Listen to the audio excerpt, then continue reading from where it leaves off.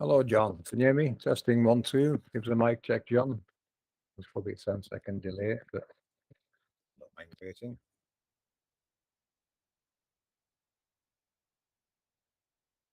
Yeah, I can hear myself. That's okay. We're good. Loud and clear, John. Lovely. Yay, better than last week then. Had to increase the audio on this week's. Last week was very quiet. We'll just wait for a few minutes and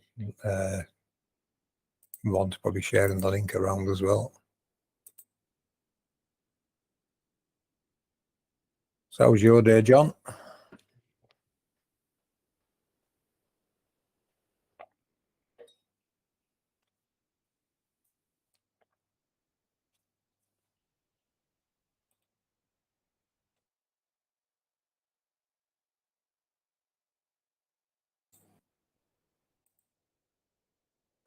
Hello, Michelle from Northeast England.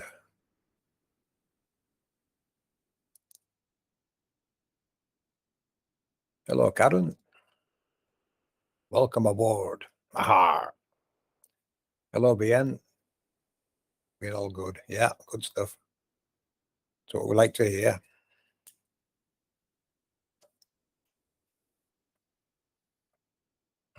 Aha. Here's Nightbot.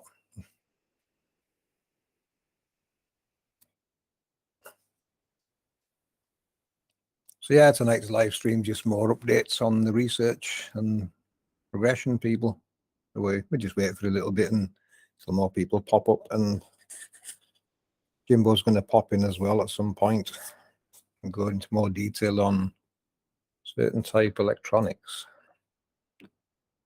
Very interesting topic, very related, and I'm very interested in learning more about them because I can see we're going to be needing to be using them to generate our own free energy.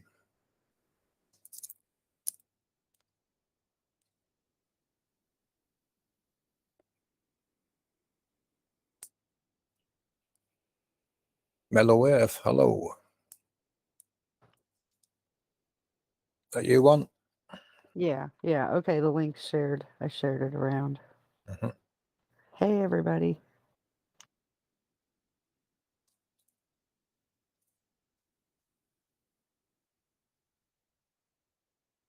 Right, which we ask the chatters what they want to talk about tonight, or should we?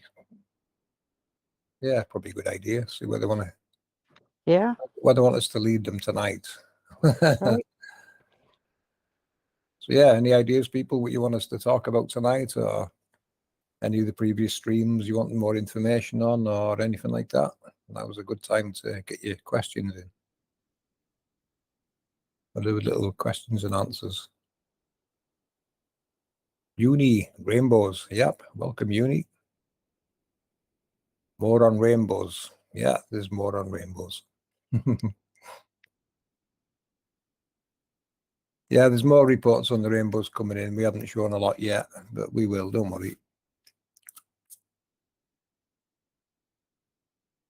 The good news is people's doing it correctly. You know, they're taking the time. They're realizing there's more than one connected to the one they're actually seeing. So, you know, doing more research, which is the way it needs done, really, because you probably find you're gonna, you know, you might discover 2 or 3 in your locality. So that's very good information. Maybe even more, you know. So that's good. People's looking and realizing, you know, there's more than one in their locale. Monique, aha, Grand Halo, lovely Q beings. Yep, certainly is. How was Monique today?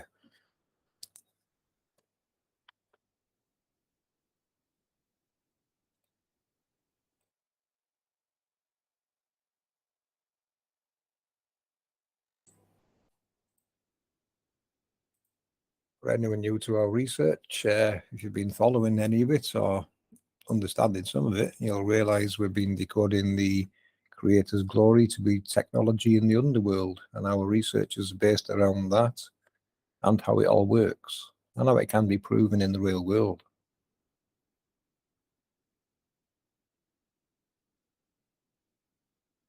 This is where we're at with our research, helping you to prove to yourselves what exists out there and how it works. Ooh, Professor One. Hello, Professor One. Doing great.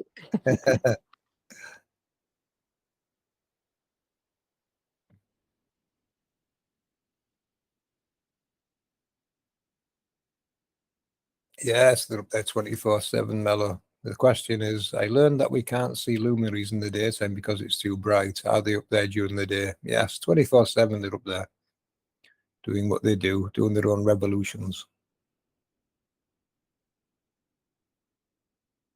As I say, it's getting dark. You start to see the bright ones first, don't you? You know. So yeah, there's ones we don't see during the day. You know, part of the cycle we don't get to see.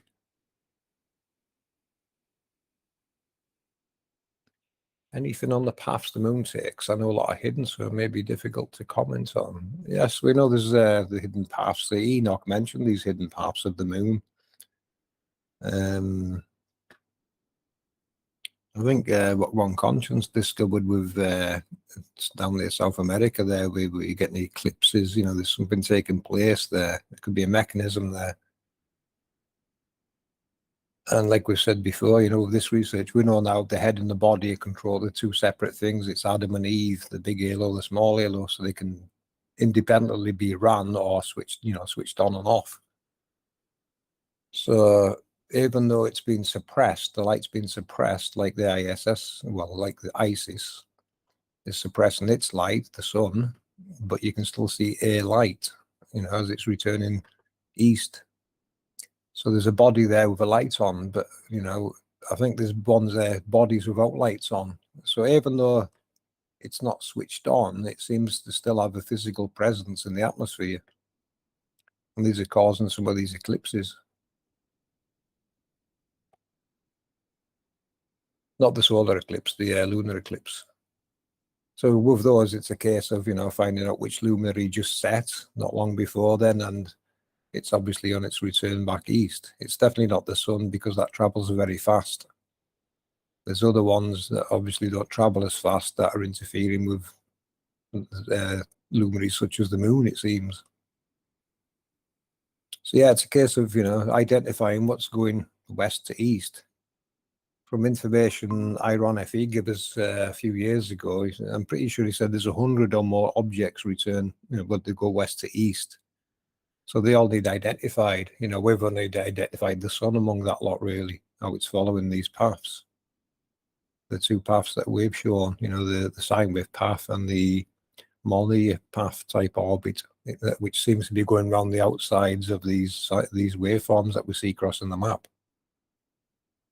Yeah, that place there, one. Yeah, that's the place. There seems to be something in that region that I would say is disabling the head, you know, cutting off the head of, say, the moon, or well, not the moon, but whatever luminary was there. It's switching its light off. Basically, it's suppressing it in some way. So, you know, where these eclipses are taking place, it might be worth a, you know, a deeper look into the areas. Do they always occur there, or they just happen everywhere? You know, it might be a line of technology that suppresses it as it goes over a certain region. Or, you know, is it because the sun's there, or whichever luminary could be interfering with it? Well, and isn't that the tail of Rahu or something that it chases the moon around to cut off the head or something like that? Yeah, Rahu's the head and Ketu's the body. So, you know, they both independently can switch on or off the head or the body of the luminary, you know, the Adam and Eve. So they can switch Eve off, but leave Adam on, it seems.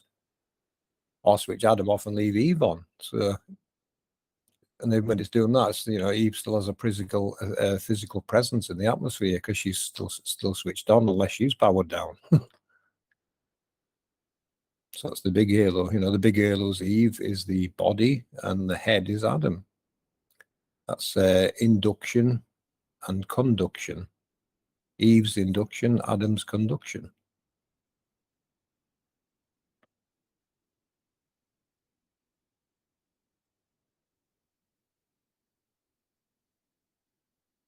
Hope that helps. VM. That's more into, we're still learning bits about that, but it gets assembled slowly. What's taking place? She's been Professor One since she came upon APM.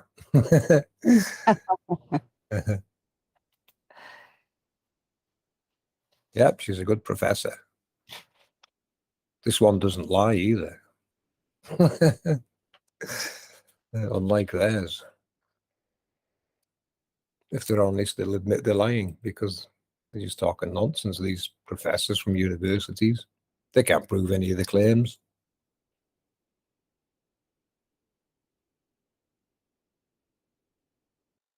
What are they professing indeed? Yeah, that's what we're at with the moon VN. There's still more bits to do. I'd still like to get the moon's path done and all kinds of things. There's just so much to do, and time's precious at the moment. Not getting time to do things or catch up on doing animations and things at the moment. There's a real world stuff taking place. So we're a bit behind on some things. And we are overloaded with research to do.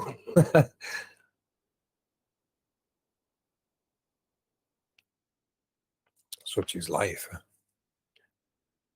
How do we think the Nazca Lines were drawn? Well, it would have to be drawn by someone very technical minded of great scale. These lines crossed mountaintops and they went for hundreds of miles. It's quite vast. It's the blueprints.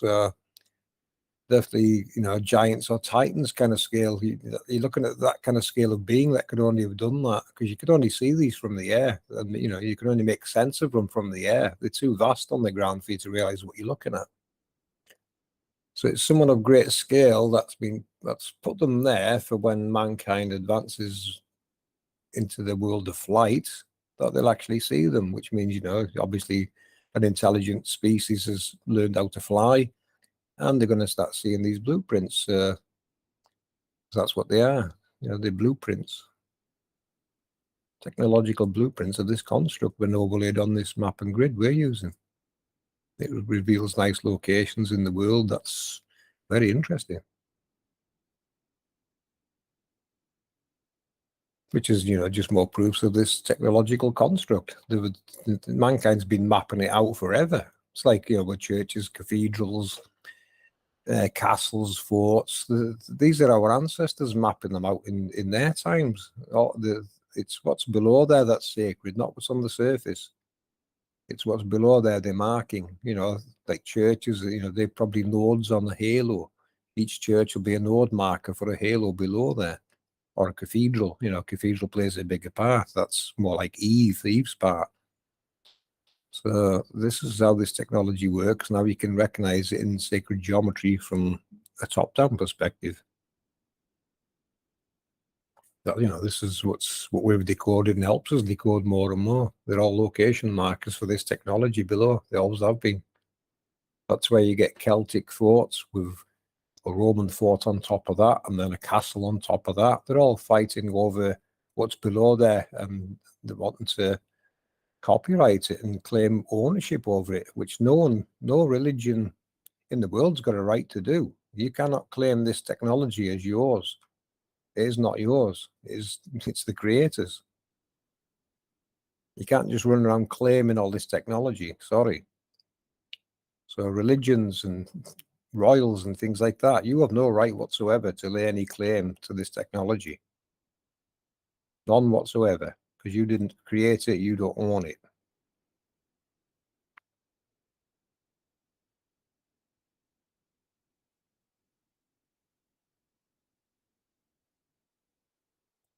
This was the birthright of every human being to know this. We used to know this. Our ancestors taught this. They weren't worshipping pagan gods at all. They were depicting the Creator's glory. They were glorifying it. That's all they were doing, glorifying the glory using sacred geometry.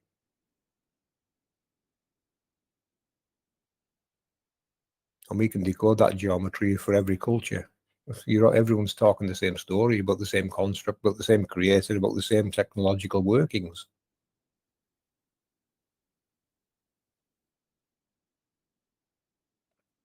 it's so easy to see and decode. Well, it is now after a few years of working out what it all means. What do you say, one? Absolutely. Um, yeah, they're all telling the same story, from reading everything. Um, these people just lie. They say they created these things, and then they charge us to live in this world. Yeah. I don't have it in me for a rant today. Too tired to rant. Yeah, that people, One Conscience is too tired to rant today. That's probably a first ever. We'll have a louder one later, probably.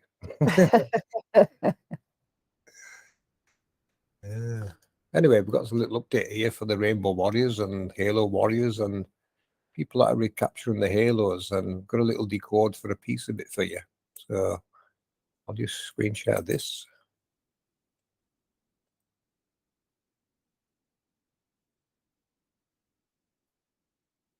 There we go. Hopefully you can see that. Is that full screen? Yeah, looks good. Had a little visitor today. This one. You can see one of the nodes there. Looks like node 2. With the halo coming around behind me and then looping back around to my left, which would put node 8 on the left side of the sun. Nodes 1, 2, and 8 basically being closest to these illuminated parts. But it's not them I want to show you today. It's a different decode of another piece of it. Well, it's not actually a piece of it, but they're trying to say it is. Now, if you watch carefully, I'm just looking around trying to catch the other node there. You can just see a bit of light and color there from it. Look at the chems, people. This is why they spraying these skies. Look at the state of it. This is what they're trying to hide. If they hadn't chemmed that, you'd probably see the full thing. All the nodes, all the poles on the halo. The induction coil of Eve. Eve's the big horizontal one. Adam's the vertically looking other one. Now, it's this I wanted to show you, this here. They call this a CircumZenithalArc or CircumZenithalArc. But what it is to us, you notice when you see the sun halo, you look up and you will see that somewhere above you. Always going to be above you. Now, what that really is the torus field of your local angel being illuminated by the sun. I've done a little animation, don't worry, you can get to look at that in a minute. But that's what you're looking at. It's well, yeah, this is it here. As the sun goes across, we get what appears to be the rainbow revolving, which is just the sun really revealing the torus field of this angel. That's what you're really looking at there, the torus field of an angel with a rainbow. So we're going to have a different perspective on it here, and then you get a better look at what you're seeing in the sky when that CircumZenithalArc appears above you. What you're really looking at is one of your local rainbows, which is right over you somewhere. That's what you're really looking at from that perspective. You're sort of near the middle or underneath part of the rainbow. That's where you get just a little bend on it and then it vanishes. So it's just the sun revealing torus field of the angel, that's whose torus field you're standing in. It's revealing the torus field you're standing in. It's like when the sun's shining, if I got a hose pipe and turned me back to the sun and sprayed, it would reveal that rainbow, which is really the outer circumference of this torus field. It's the light refracting and reflecting off this electromagnetic field that's surrounding us. So that's the decode of the CircumZenithalArc. A quick decode. Yeah, to me it means it's actually one of your local angels' rainbows or torus fields being revealed by the sun as it's where it is. So it gives you an idea now, what's above you. Anytime you see the sun halo, look directly above you, and you should see somewhere nearby what you see here, the CircumZenithalArc, as they call it, which is just If you see there, that's where it kind of curves, because you're somewhere near the center of that rainbow. So that's, you know, showing me there's a very large rainbow right above me somewhere that I wasn't aware of, a bigger one than the others that I'm seeing. I knew there was something there because you can tell with the winds, you know, when you start decoding these, you realize what's creating a lot of weather patterns and everything. But you'll find that above you, and, you know, wherever you are in the world, you see the sun halo, you see that, you should look up and see that. Now, keep that in mind because there's something else I want to show you. VN wants to know what time you filmed this. This was sometime this evening.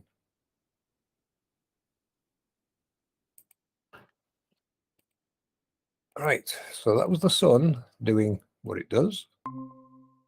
And this is what the moon looks like when it does it.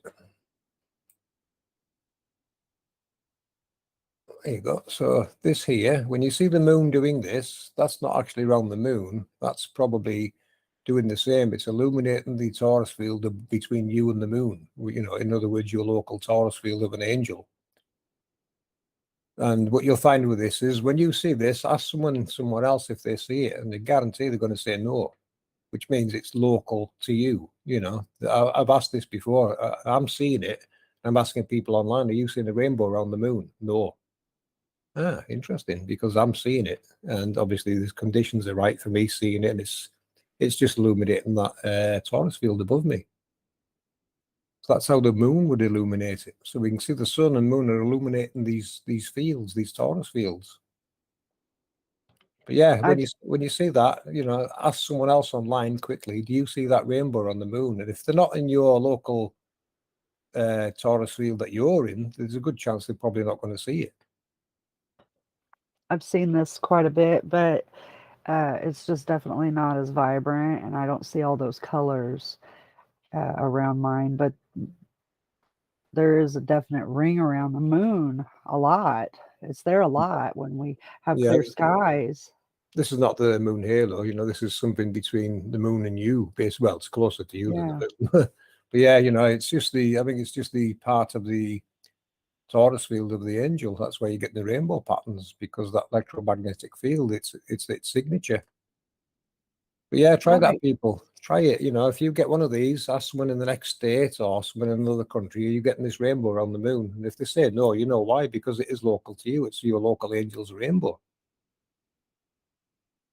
Well, your local angel's torus field, and the moon's illuminating it like that, and the sun illuminates it like I just showed you with the CircumZenithalArc.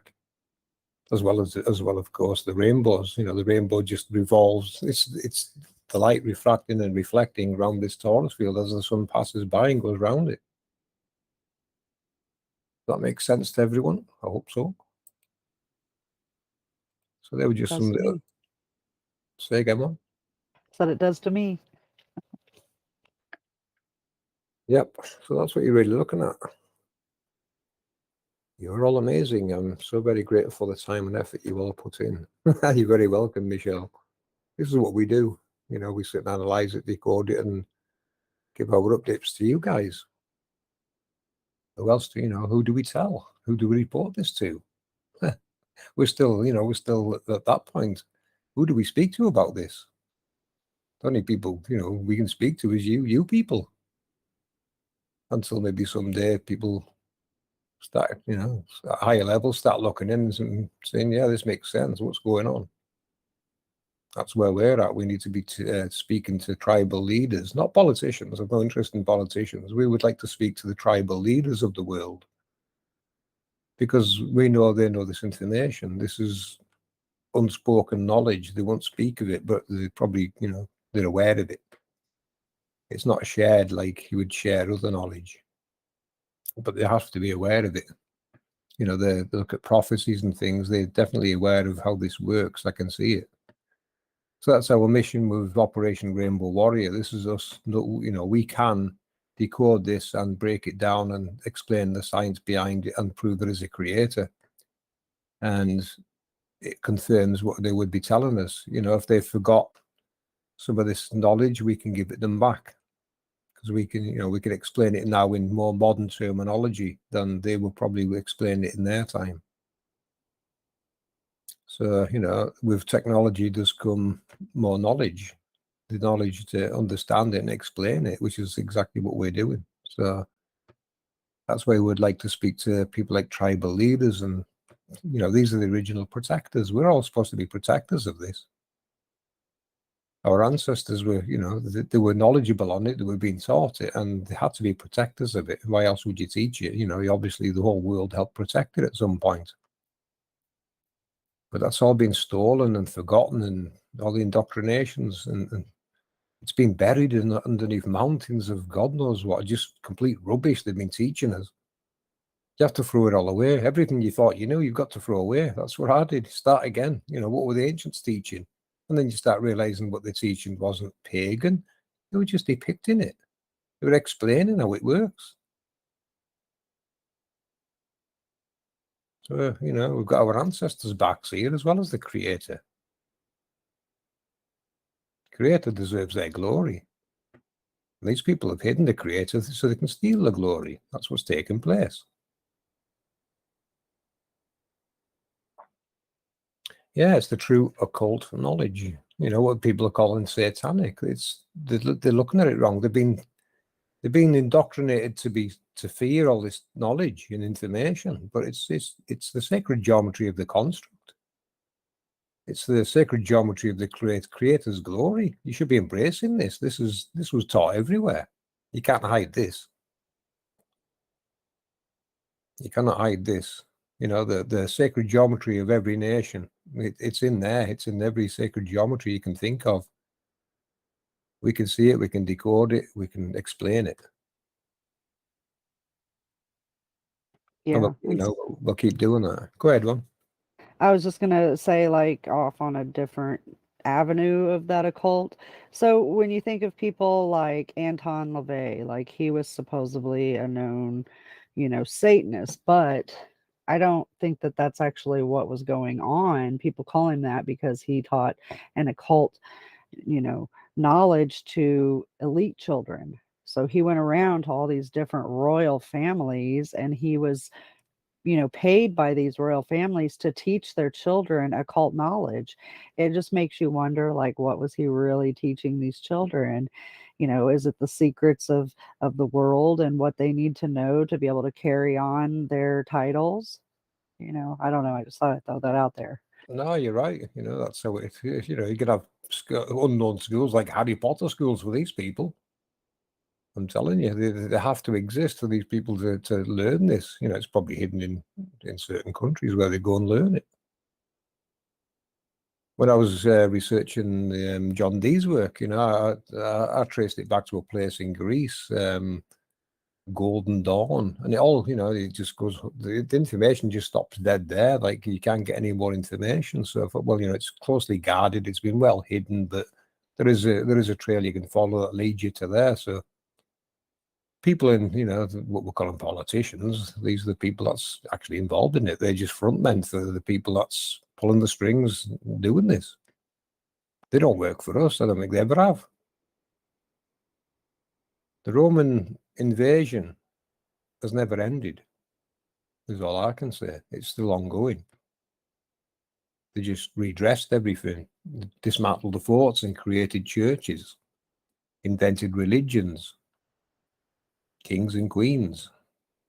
They invented a lot of things to hide this, including space travel and things like that. Mellow Earth wants to know if APM denies spirits. And no, we don't deny spirits, but you have to look at spirit in its form, that it's energy. Yeah, spirit is energy. It's this technology, it's spirit's being projected into the heavens. Yeah, so thinking in terms of energy and electricity and this occult knowledge, again, go back to Anton LaVey. He's just one of the most famous. So I looked into him quite a bit and quite deeply, teaching these children about the energies of the world, or AKA spirits. It all makes sense. It just rolls right along with APM. Yeah, it does. You start to see the connections, don't you? The alchemy, that's part of how the technology works, and it all just rolls into this. And she said It's just more knowledge on the construct, isn't it? but there is evil energy. Energy can be used for evil. Well, I mean, energy is not evil. People are evil. You know, energies can be high and low, and they can affect us differently and possibly make us act differently or react differently. But the energy itself is not evil. It's the people and the choices that people make that are evil.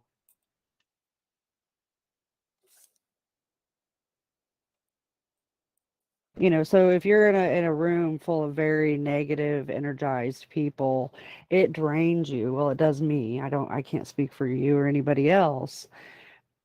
But if you're in a room full of high energized people, then you feel uppity and giddy, and you know you're ready to do things and you feel good. So it's the energy that affects us. But the energy itself isn't evil. It's just the people carrying it. Yeah. Mm-hmm. Yeah, it's been used wrongly, that word evil, I think. Yeah, it's only, it's only actions of people that you would use that word for, not the technology. The technology is doing what it's designed to do, and we've been warned about it in holy books and other teachings.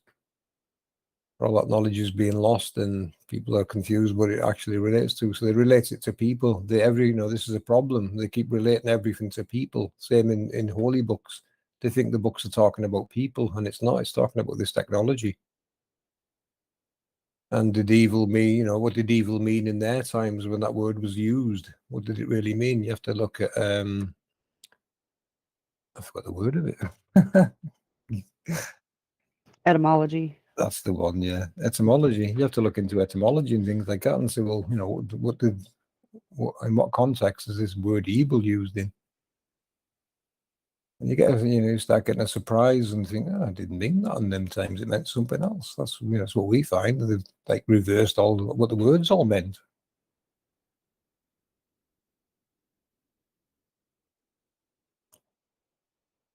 They've been creating new languages, I think that's another one of their tricks, I think, to get you to forget all this knowledge, give you a new language. This is not our original language, what we're speaking now. And with the old language we were taught, one word would have 5 meanings depending how it was used. So that's what they took away, all these meanings, and it just loses people. It really does. When we see the sun, as the images are showing, what are the 2 lights on each side? Is that the nodes? Yeah, that's Paul's 2 and 8. Them two play a very important role in this. Nodes 2 and 8. The sun's beside node 1, and node 2 is the female aspect of the halo, and node 8 is the male aspect of the halo. Electromagnetism, Adam and Eve, etc., etc. Isis and Ra. And together they create the sun god, which probably comes under many names as well.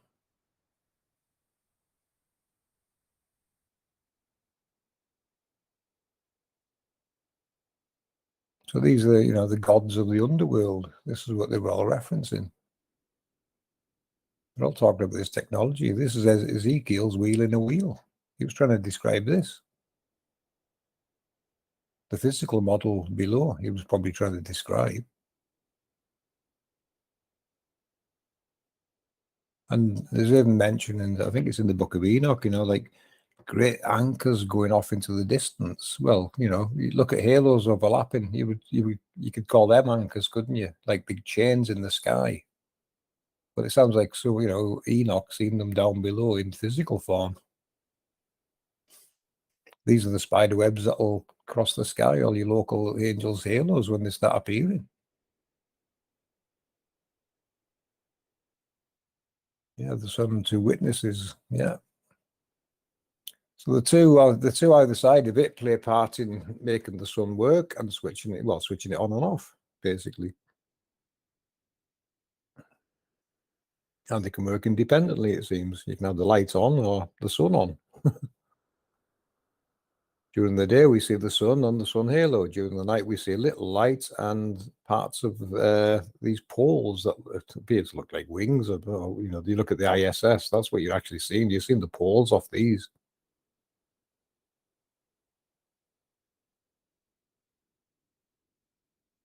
So it looks like at nighttime, it looks like a 2D flat type image going past when you watch it. But you're seeing parts of the technology. You're seeing the heart of the machine at nighttime, what it actually looks like, the configuration of the sun halo. You're seeing other parts of the technology that's built in the center of these halos, the heart of the angel, basically. Lovely capture there. That's Eve. That's the female one. Very big. Contains 8 nodes or 8 poles. They're all north, south, north, south, north, south, north, south, like that. This is where your rule of 8 comes from. Cymatics. It all relates to how this technology works.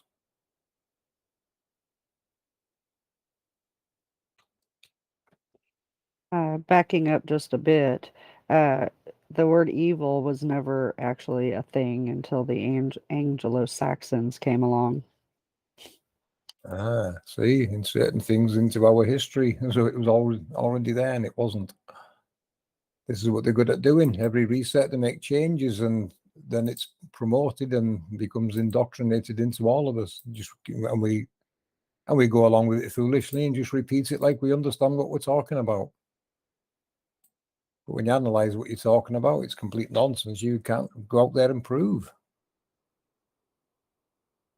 Yeah, and that's pretty much also the point where, you know, living in harmony with nature became a sin because you weren't following um, the Christian morals and beliefs, and then they would slaughter you, and they would call you pagan.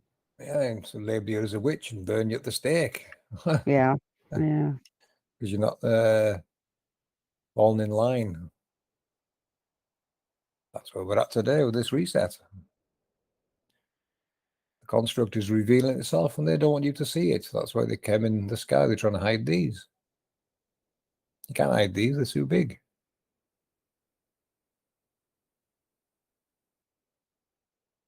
Look at that, amazing.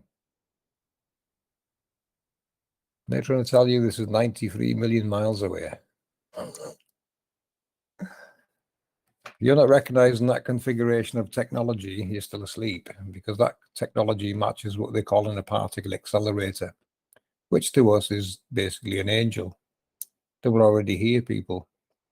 And we were given a number of 144,000 to rediscover, which is what we're doing with Operation Rainbow Warrior. Eventually we'll get a number. But it could be higher than that. Because the Book of Enoch references thousands and thousands of something, but he didn't actually say what it was. And when you look at these, it can only be these he's talking about. Brian Hatzer says, the way you explained it, ISS, that's the sun turned off, returning east, is a reflection or is it in the sky? I've seen it with my camera. It's still being projected into the sky, but not it's had the light suppressed, so you can't see the sun. It's shut the sun down basically, but you're still seeing some light there, which looks like it's coming from Isis or Eve, the female. It's still illuminated. So it's not fully shut down. It's just suppressing the light of the sun, which Jimbo decoded. If you look into electronics, a sweep back transformer and flyback killer, our cathode ray tube works. This is how Jimbo decoded this mechanism to be doing. It's swept east, it's shut down, its light suppressed, and it returns as fast as possible back to the east to start again. That's how a cathode ray tube works, and this is basically what the sun's doing. So a cathode ray tube design is probably copied off the mechanism the sun uses. Sweep back transformer and flyback killer. It's designed to suppress the light to get it back to the start point as quickly as possible. So, you're going to see a lot of electronics in our world come to life, and it's basically copying how all this works. That's why we're trying to get you interested in electronics, because electronics is just scaling all of this down to a workable level for humans. That's what man's been doing.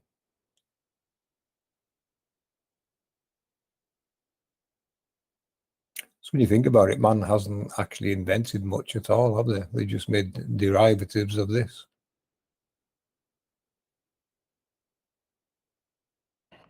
Over in my chat, I just thought I'd go look.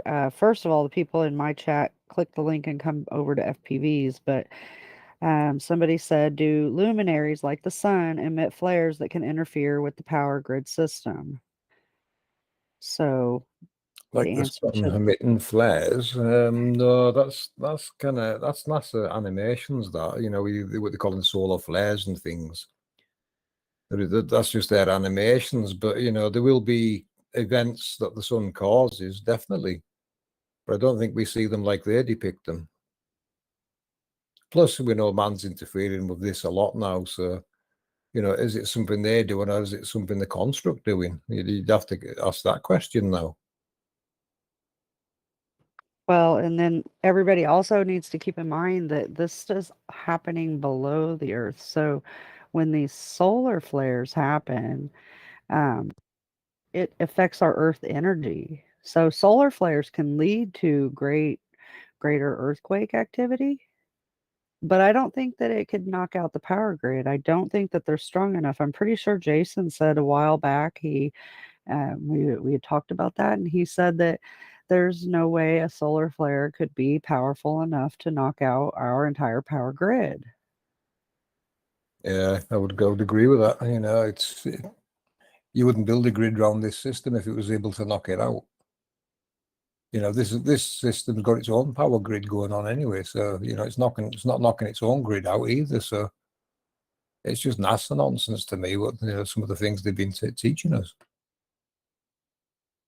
Space blights, blaology, complete blaology. So Brian wants to know, is it a physical entity in the sky? No, it's a physical entity below ground. What you're seeing in the sky is its spirit, 90 degree in opposition. And because it's part of electromagnetism, the entity in the sky commands a physical presence back towards the ground. This is the duality of nature. Adam and Eve, it's induction and conduction. This is how the world really works. It's using cones, which are spirals. Cones are spiral. This is where the cone comes from. It's spiral from these compression and expansion cycles, and it's amazing science. And then Michelle says, what we assume we see on a night, the satellites, what are they? Are they actually satellites? There are more of these possibly returning east, below ground. Yep, and that makes sense, especially when I talked to Jimbo about the closed circuit. So our world would be a closed circuit, and it has to shut down and just restart. So if it shuts down, it has to, go back to start, which it goes really, really fast. Yeah. Yeah, computers and TVs can operate the same. Oscilloscopes, they're all based on this technology.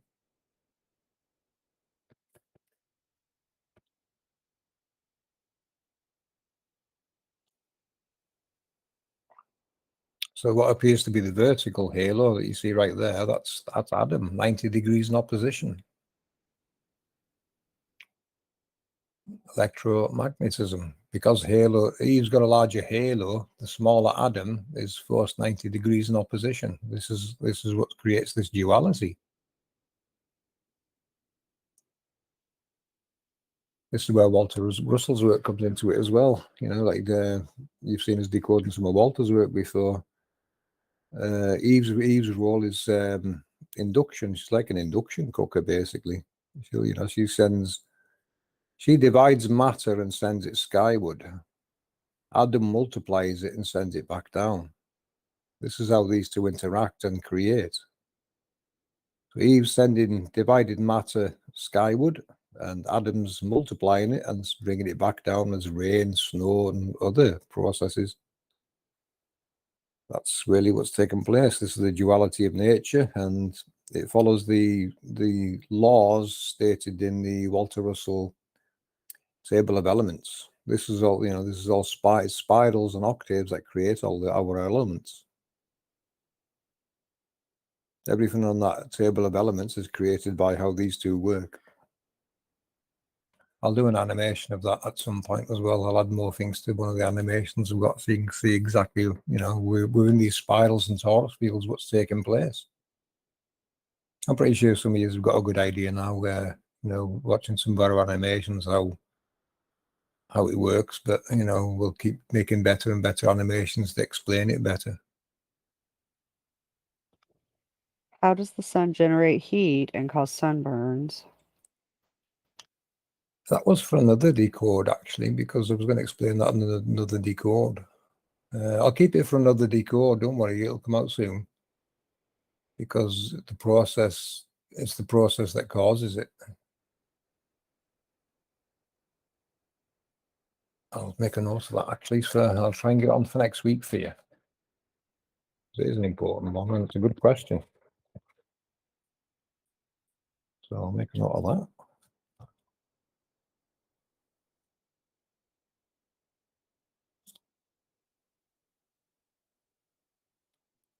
And do a little animation for you to see how this actually works.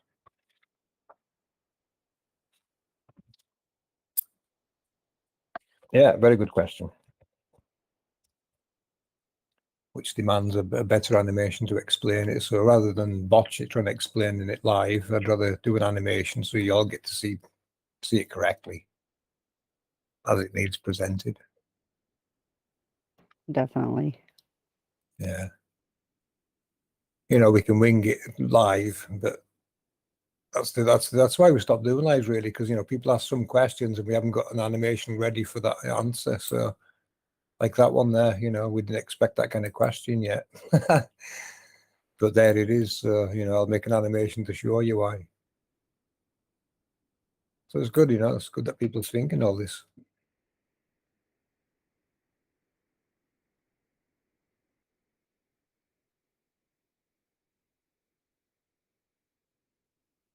That's what we like, questions. Again, like I said, I've said this before, people ask questions and sometimes we haven't got an answer straight away. So it makes us go and have a look and, lo and behold, you'll find some more information and new decodes that lead you down more rabbit holes. This is kind of how it happens, how it works. Look at that halo, what a beauty. So you're basically seeing the inside of the vehicle that carries the sun east to west in the underworld. You're kind of inside it there, looking at the inside of it. Well, you're seeing its spirit. So there's a vehicle that contains this technology below that's going east to west, and then west to east again, a lot faster. And that's kind of a view from inside it. What you see when you see these curves going around it and everything looks amazing.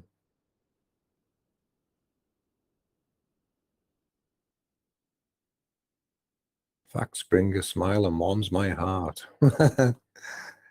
Certainly does, Monique. It's nice to have answers, isn't it? It makes you more content to have answers. I've never been happy with their answers. You couldn't, at one point in time, you couldn't question their answers, could you? But we can now because we know they've been lying about the shape of the world and exactly why. The sun's true color is white. The yellow comes from the orange yellow and green yellow parts of the color spectrum. They collide with white and cause what's called a short circuit. That's why it appears to be white. It actually is white. The yellow just comes from the spectrum that's either side of that color. That's why it looks yellow to a lot of people. And unless as you get older, maybe you see the white more. I don't know. You always remember it as yellow as a kid, don't you? But when you analyze it and look at it now, sometimes it does look white with yellow edges. But that's how it would, you look at Walter Russell's motor, understand what the octaves are doing, in the compression and expansion cycle, and you'll realize what you're looking at.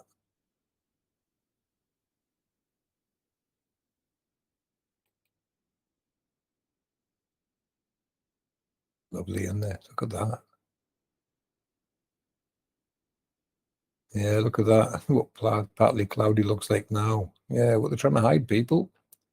These, not just this one, the moon showing hers as well.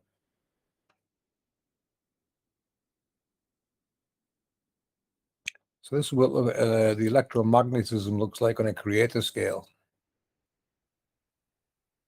That man's pretending they're building themselves. Nope, these were already here. There's the CircumZenithalArc I decoded earlier. Lovely capture of it, that. You see how ice crystals help as well. The colder the atmosphere and the environment, the more you get to see like this.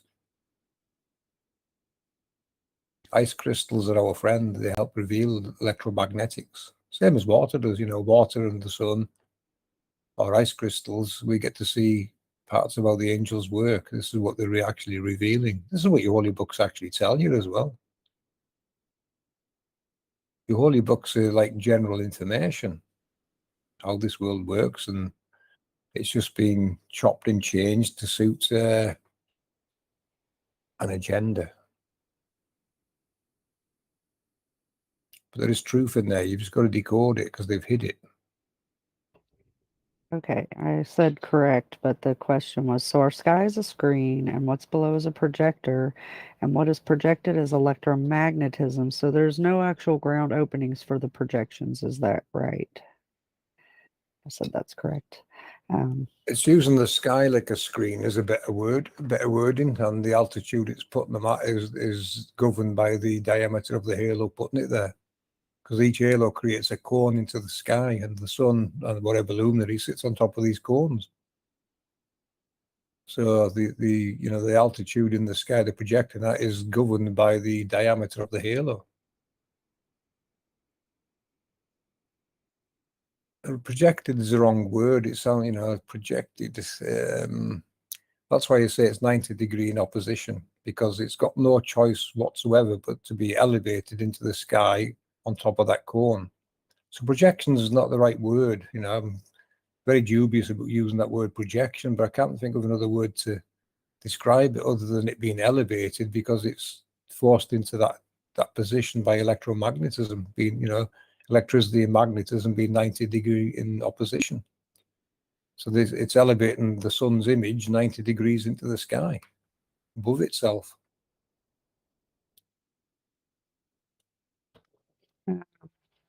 Any idea how large or big the cone is? I think they're various sizes. We have shown cones before from series' work in older videos, and some of them go from like Antarctica all the way up to somewhere in the north. So I think there's some huge halos. When you look at the halos on our star halos, look at the diameter of those. They cross the entire map. Yeah, So, and where are their cones going? the stuff I've been, mapping and trying to get the diameter of these things, we have all the way from our local rainbows to different anomalous areas to much, much larger areas that would be a connection between two, say, particle accelerators, even to larger ones like the star halos. And he wants to know the biggest. Wouldn't the biggest be, at least the biggest would be the outer star halo that we know about? Yeah, the one that's the north and south poles are attached to. That's the biggest we know of, isn't it? The outer one it's basically the north and south stars, as they call them, or the north and south poles. It's that halo. That's node 1 and node, whatever number that other node is in the south. Yeah, they're all north and south nodes or poles. That outer halo is going to have a lot of nodes or poles going around it. We have no idea how many. The only way I could get that number is if someone counted the star trails in between Polaris and its southern counterpart, Polaris Australis. You can tell me how many star trails you can detect between them two. That's half of how many that halo's actually got on it. So you just double it when you get to the South Pole. You know that's half of that halo covered. So double that, and that's how many nodes or poles that a star halo's got. So you can see it's going to be a lot. Aurorian said, would resonance be how the luminaries connect to the angel tech below? And then after that put, yes, I was watching glow buzzers right now. Just now. Well, hold on, I'll look at chat.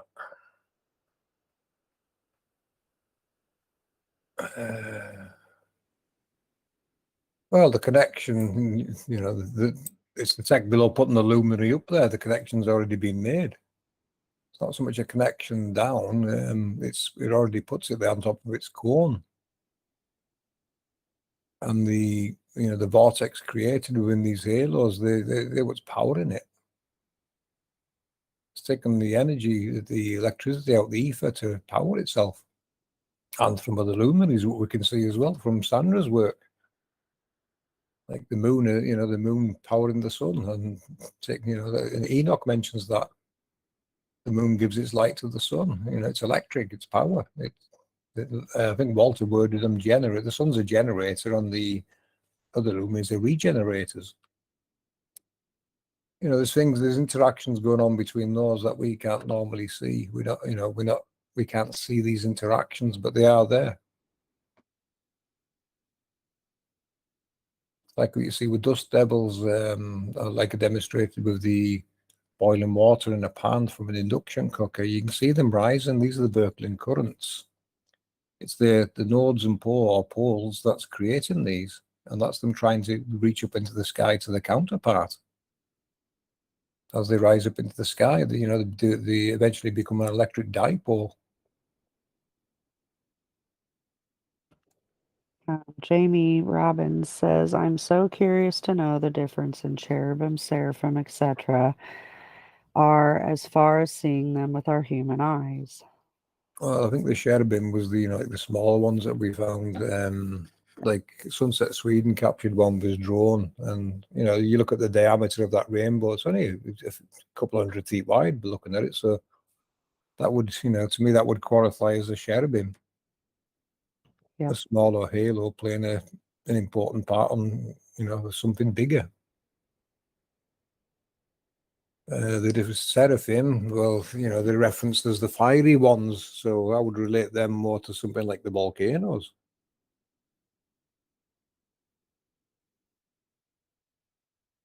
Look at the volcanoes, they're within the eye, so it would make sense why they erupt.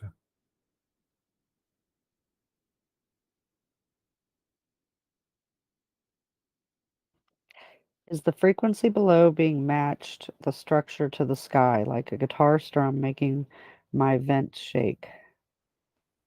Match the structure to the sky. Well, it creates all these frequencies. This is this is everything working. This is how nature really works. It's all interactions like this. The turn incoherent matter into coherent matter is what they're doing. The dielectric or the ether, it's incoherent until this technology interacts with it, and it turns into coherent matter and starts using it to create.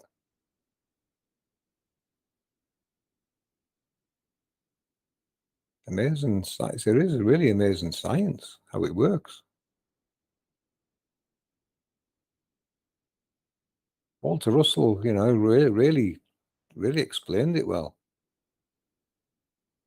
But he didn't take it far enough. There's the Iowaris right there. Look, that's something within the eye.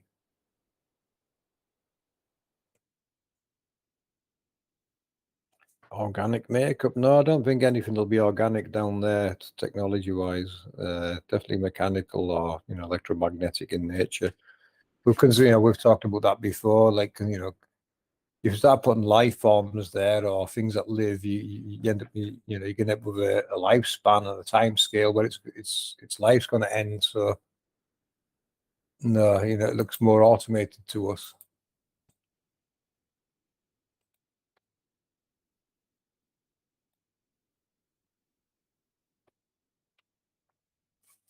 behind burning bush. That was a moment. Yeah. Yeah, the burning bush can be answered with the sun halo being low on the horizon, can't it? It can appear to burn any bush, but they're not burning. So again, the reference to the sun halo, wasn't it?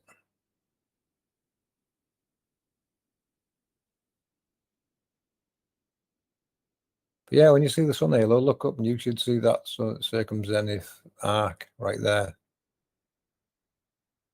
which is basically just part of the torus field that's already around you. It's from your local angel.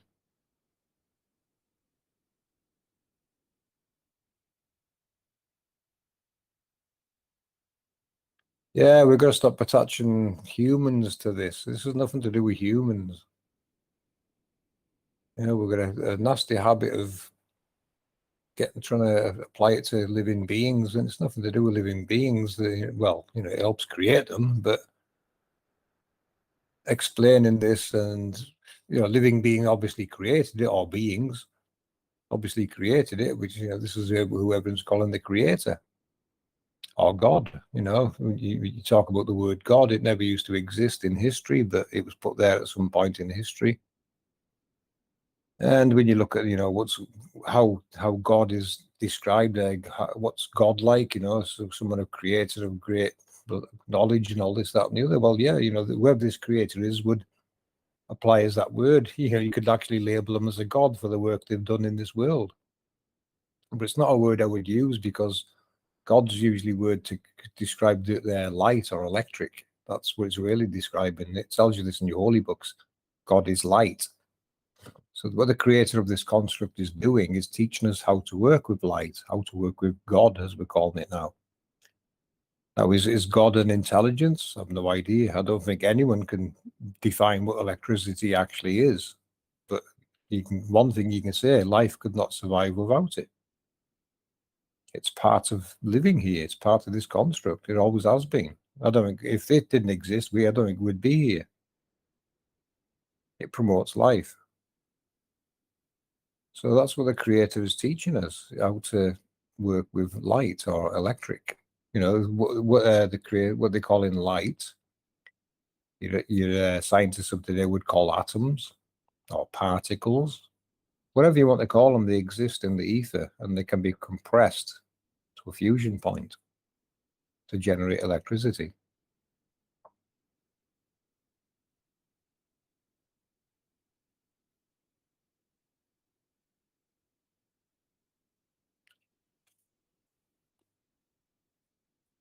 We stand in this every day, Michelle. Michelle asked if we were to stand in that, would it change our frequency?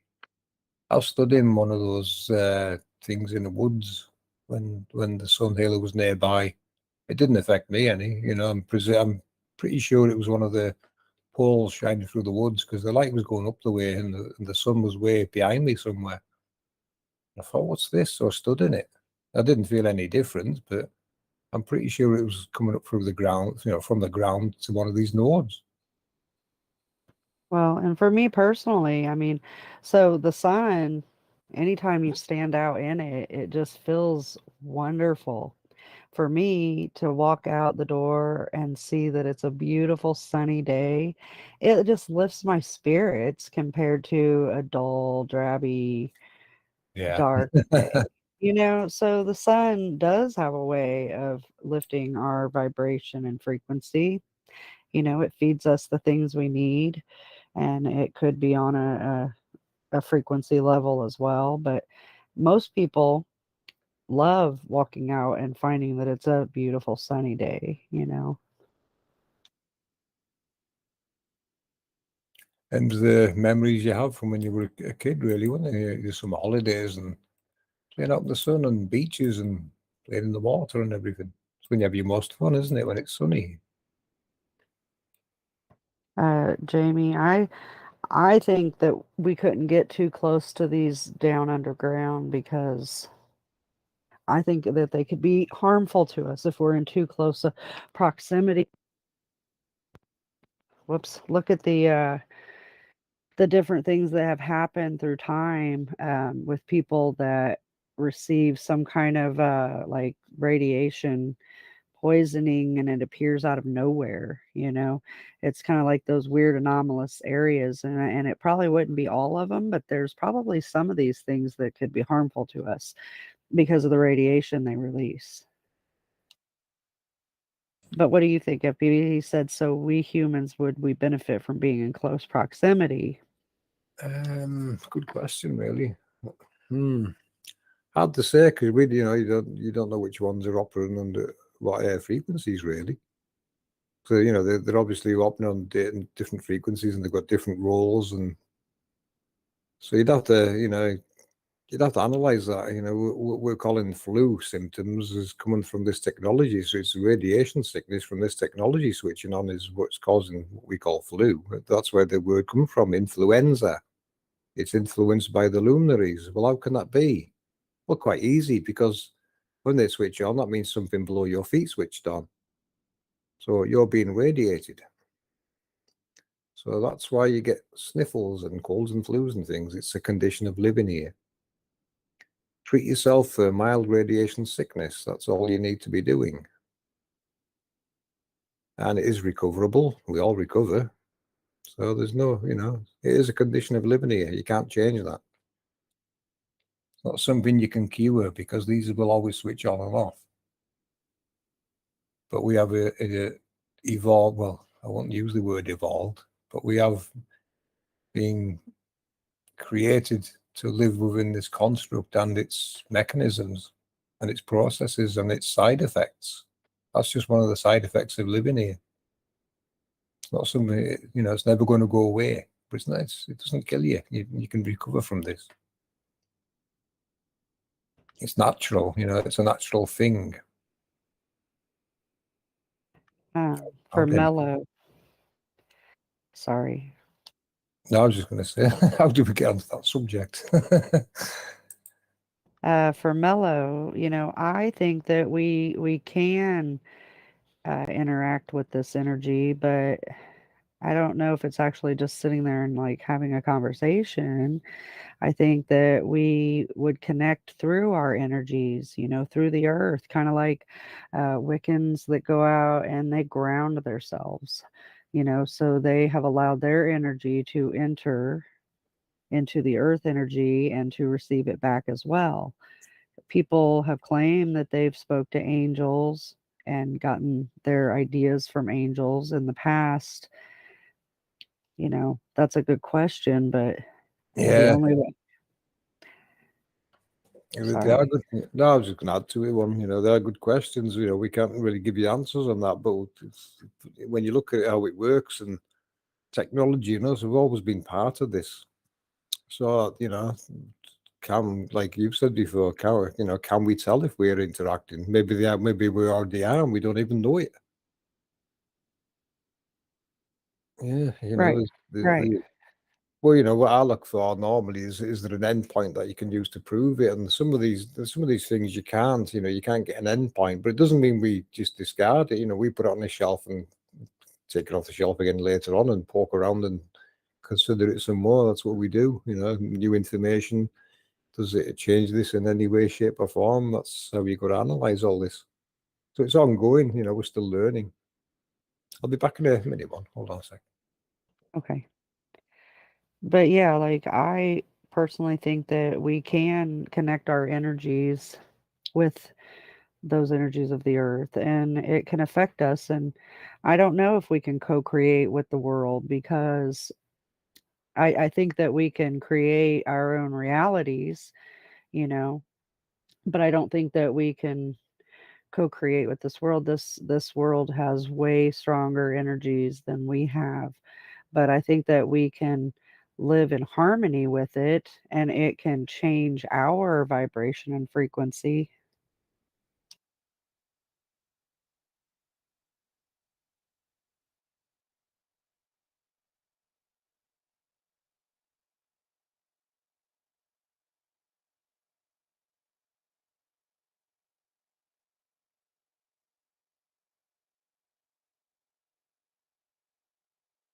Yeah, I think we work with many different frequencies. I think our frequency can higher and, get higher and lower depending on situations and how we allow them to affect us.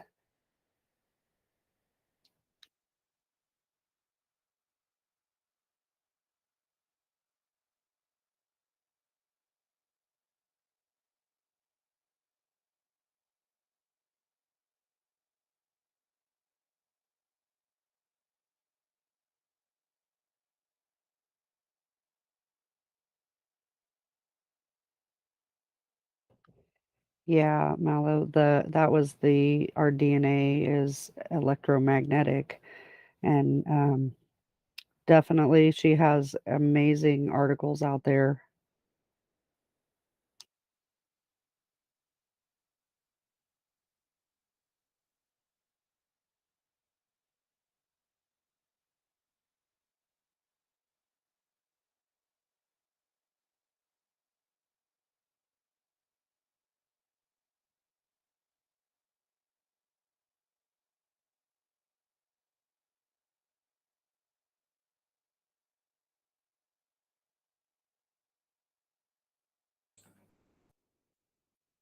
Okay, I'm back.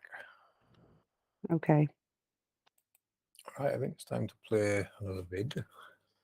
So there's really no human qualities to the angels in the underworld. No, I don't think there is, but I'm pretty sure that we have angelic qualities. Yeah, we are created in their image. Hello, becoming unhuman. Welcome aboard, matey. Yeah, we are like biological machines, so we take after them. They don't come from us, you know. Yeah. Every life form out there owes its design to this technology, pretty much. And we're allegedly the most intelligent, are we? Allegedly. The creator created angels, the angels created us. Do you think they have consciousness? We can't answer that without exploration down below to see exactly, what's around this technology.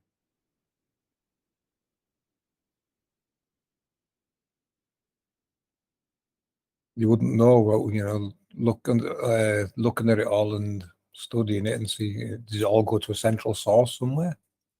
It's, the energy does seem to on 0.0 on our grid. All comes from and returns to the one, Walter Russell. Yep. I'll stop sharing that and I'll play a video here. Let's have a look.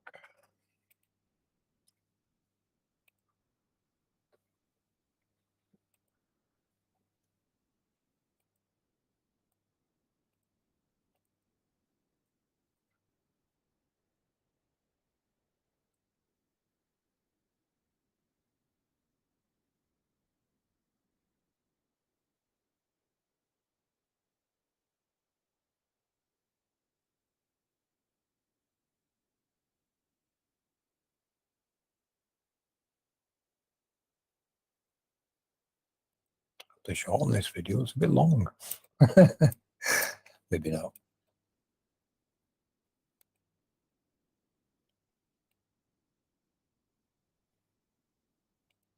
I'm going to play this one just to give you a chance to go and grab a coffee. Okay. A coffee breaker and let the peeps watch this video. Because there's some important stuff in here, and I want to show you this one because of the information we ask of the Rainbow Warriors. So there's important information here and some experiments you can try yourself as well. So I'll leave this playing while One Conscience will go and grab a coffee, and we'll be back to join you shortly. Okay, I'll be Hello, right back. and welcome to APM Research, Operation Rainbow Warrior. Operation Rainbow Warrior is an operation I put in place after decoding what is creating the rainbow. You can watch that decode in our 144,000 video. So who are the Rainbow Warriors, you ask? You are, each and every one of you. With your help, we can map them and prove to you the people, They appear to revolve where you see them. What this means is that they are the electromagnetic signature of angel technologies in the underworld. These are the Creator's glory sealed below, the seal of the 144,000. In other cultures they are saints, deities, cherubim, seraphim, Anunnaki, Elohim, creator gods, and many other names and depictions from all over our world. You are all referencing the same Creator's glory below and also beyond man's fake barriers, the international date lines and North and South treaties. The objective of Operation Rainbow Warrior is to teach you what is sacred about these sites everywhere in the world, as we can decode their sacred geometry and its meanings.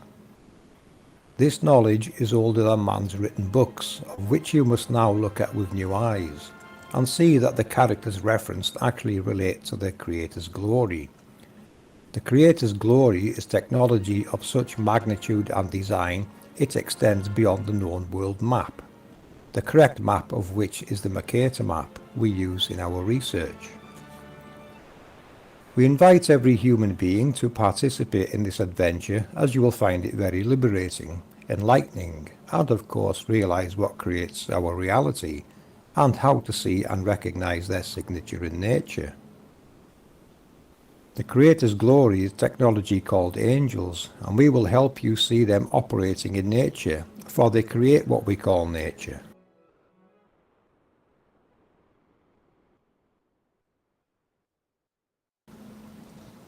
Now, as you know, APM Research are doing a series on the world chakras. Considering we use Glastonbury Tor as our Rainbow Warrior logo, I thought I would decode the Glastonbury Tor for you to see how we do this. Decoding the 4th chakra, the heart at Glastonbury. Don't forget to bring your third eye, the 6th chakra, to see it. If you remember from my Milky Way decode, we consider chakras to be playing a shepherding role and behaving like wave guides for the spiraling waveform we call our Milky Way. Similar to horizontal and vertical hold functions a cathode ray tube would use. Glastonbury is considered to be the heart chakra of Mother Earth, with the ley lines of St. Michael and Mary Magdalene crossing over it. They converge at the Tor, which is located at the top of a small hill and forms part of the Avalon range. Famous for the mist of Avalon, an early morning phenomena that cloaks the town, today that mystery will be solved, and it relates to angel technology below. We are going to keep proving to you what is creating our very nature. There are many stories and legends told about Glastonbury Tor, relating to kings and other names of historic connection.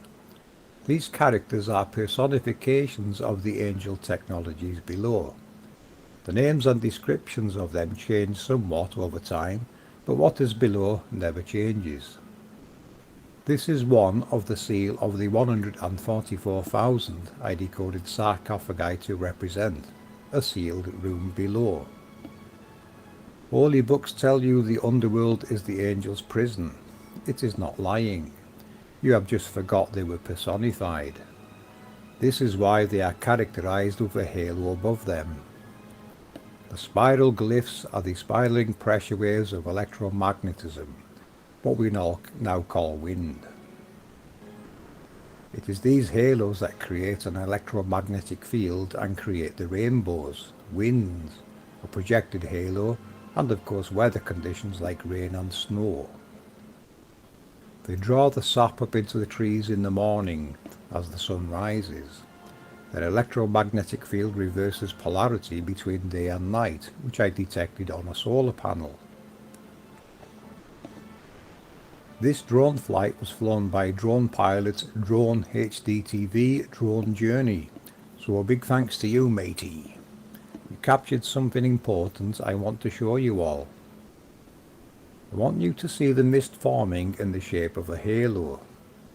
It is this halo below that is responsible for the mist and fog conditions in that area. As you can see, it becomes visible during sunrise or sunset meaning the ether is alternating current as I decoded. Also notice the mist or fog is also not ascending nor descending. It is in a neutral state awaiting programming. So we have effectively decoded the visible aspect of how to identify neutrinos, which now gives us a dawn neutral state, a daytime positive state, an evening neutral state, and a nighttime negative state. Isn't that interesting, people? Another APM first.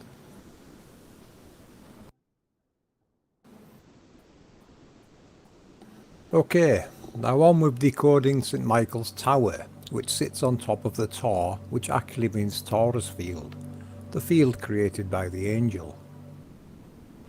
If you look very carefully at the buttresses on the sides of the tower, you will notice 4 distinct venturis where it narrows. This represents the same octaves decoded in Walter Russell's mortar, and also what I decoded from the King's and Queen's chambers in the Pyramid and Rome Colosseum. It is the blueprint for creating electrical energy, a manufactured torus field using compression and expansion and spiraling or compressed water. As far back as we look in history, man has always known what all of this represents and known how to harness electrical energy.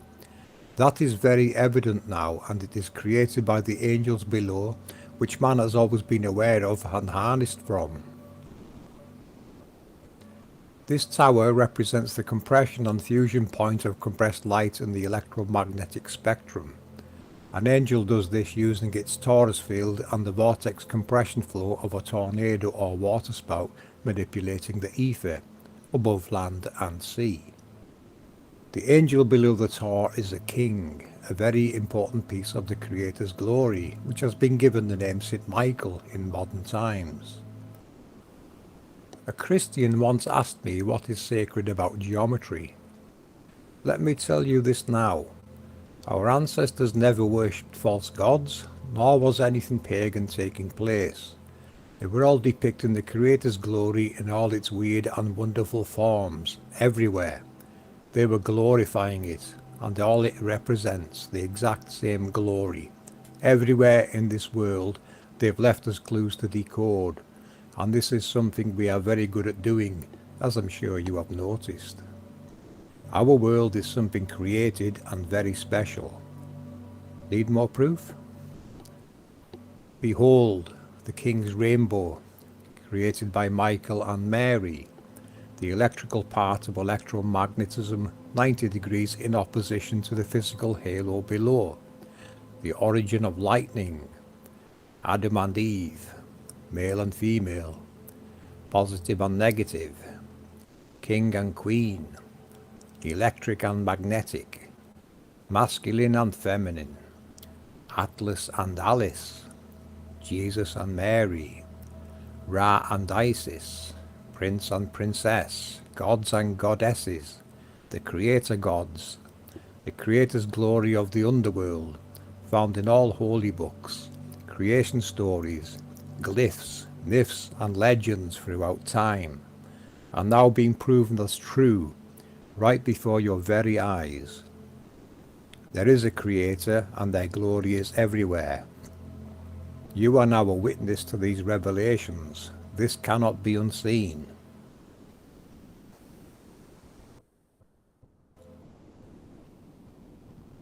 It lives there, people. It always has and always will. Now who will be the first to time-lapse it revolving? The heart chakra is a Venturi system of compression and expansion similar to what we decode in lava tubes. It is designed to keep the flow moving, the heart of the angel. It stands to reason our own hearts do a very similar function. We have been decoding the Creator's glory now for over 5 years. We look for ways you can prove this to yourself, and Operation Rainbow Warrior is the way forward, as it involves all of you because this belongs to all of you. Get your children involved in locating and mapping rainbows too, people.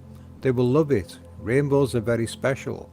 They are part of the Creator's angels that we get to see in the visible spectrum. I made this clip to show you how the Sun and the Angel's electromagnetic sphere interact as the Sun moves across the sky. The rainbow is either the Sun reflecting and refracting on the electromagnetic sphere, or this is what the electromagnetism looks like on a crater-sized scale. When you spray a hose in your garden and find a rainbow, it is being focused down from behind you, meaning the full-sized rainbow is in between you and the Sun, behind you somewhere. When you record rainbows, be sure to look at the colour of its electromagnetic sphere below it, as it does change, and is possibly the reason behind the moon's colour changes we usually see as we are viewing it through this electromagnetic medium in the ether. Let me introduce you to two angels local to me. This one likes to play peekaboo in the mornings.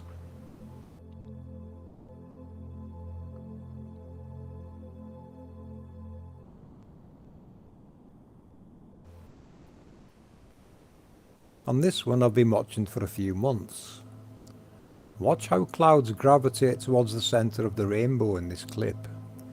This is electrical attraction, and you will notice clouds coming from different directions converging into the centre of the rainbow. This is their torus field in operation, drawing in the positives and negatives. I was watching this one a few days ago and noticed it more active than usual. The fingers of clouds coming down like branches on a tree. The winds were increasing and I was looking around to see if there was anything different taking place. After several minutes I found the culprit. It was you, Lunar. You did this. My local angel was shepherding the arrival of the moon. Lunar tried to hide, but it was too late. I got a positive ID. Pay particular attention to the clouds, people. Their movements are very revealing.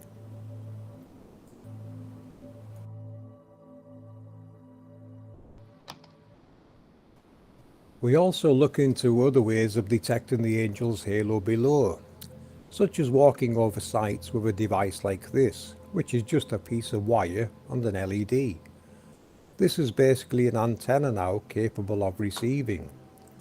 The length of wire determines the frequency it will be most responsive to. The frequencies they operate on would require a very large antenna, which would just be too large to be practical. Coiling wire like this would be a way of testing. This one is reacting to a USB charging pad below the paper. The idea would be to walk across a site and see if it lights up. If they do, then add more, and at night it would reveal the outline.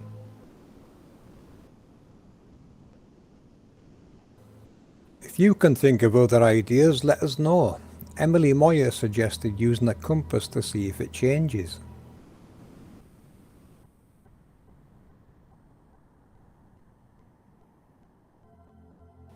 And now for some rainbows. This one is from We Are Waking Up in Cork, Southern Ireland. So what I'll do here is give you some ideas how to go about recording your local angels. Try and use Google Earth to pinpoint the centre on the map. Take note of the rainbow's diameter so you can see where the edges reach. This will give us an estimate of scale. Take a look around in Google Earth at sacred sites, because it is not what is upon the surface that is sacred, it is what is below in the underworld. Once you have obtained the information, let us know the GPS coordinates of its centre and an estimated diameter, and we will add it to the APM database. This one is a full circle rainbow captured by Sunsets Sweden with his drone. I used the video to get some markers in Google Earth we can use to be more precise, which I called location identifiers.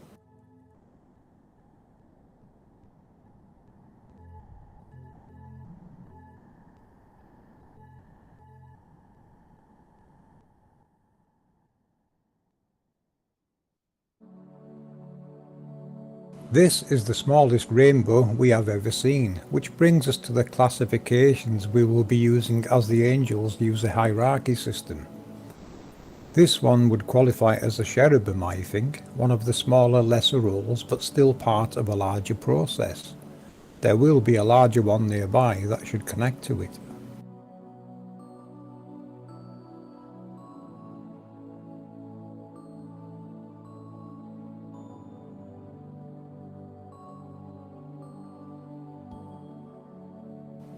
There are going to be more and more of these as this reset unfolds, so do have your cameras at the ready.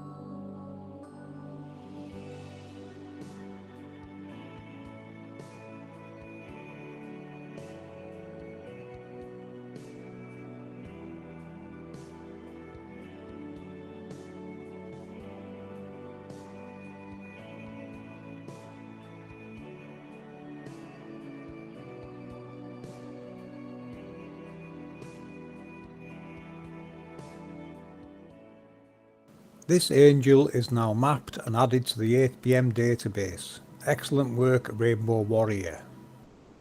I'm going to leave you with this helper file so you can start locating angels yourself and adding information. Don't forget to include your children, they are the Rainbow Warriors of tomorrow.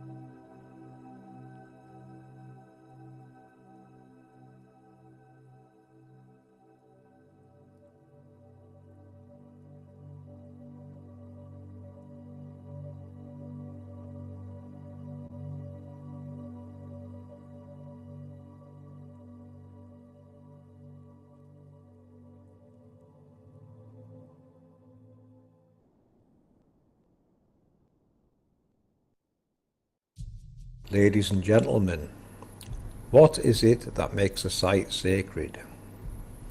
It is not what is upon the surface, as they are merely location markers for something very special below. The Creator's glory, the angel technologies of the underworld. Our ancestors knew this very well, as they had many sites already marked, such as we find in UK. Castles built on top of Roman forts, which are built on top of Celtic forts, and so on. They are all location markers. Your holy books and creation stories exist to define your world and its workings. Your very reality. Reality is not a religion. That is a man-made divide. Reality is just that. Reality. The truth.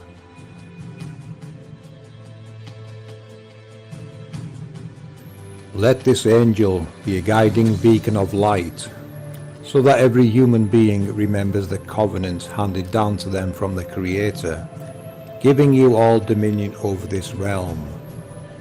This knowledge belongs to you all. It is your birthright that has been stolen from you. It is time for you to awaken. The future depends on it.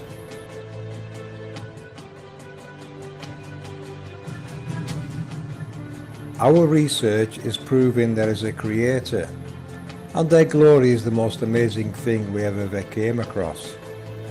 Now you can ignore that if you like, we cannot. Open your eyes and see the Creator's glory they are desperately trying to hide from you. It is there for all to see. This world is far more magical and mystical than you could possibly imagine. See the glory, people. It is your birthright. This is an angel, a very special one. Look for it and you will see it and know the Creator's glory.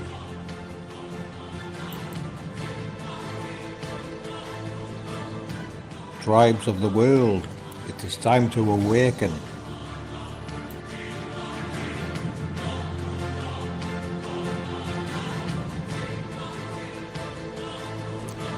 We do this for the Creator, their glory, and the future of the human race. All glory to the Creator.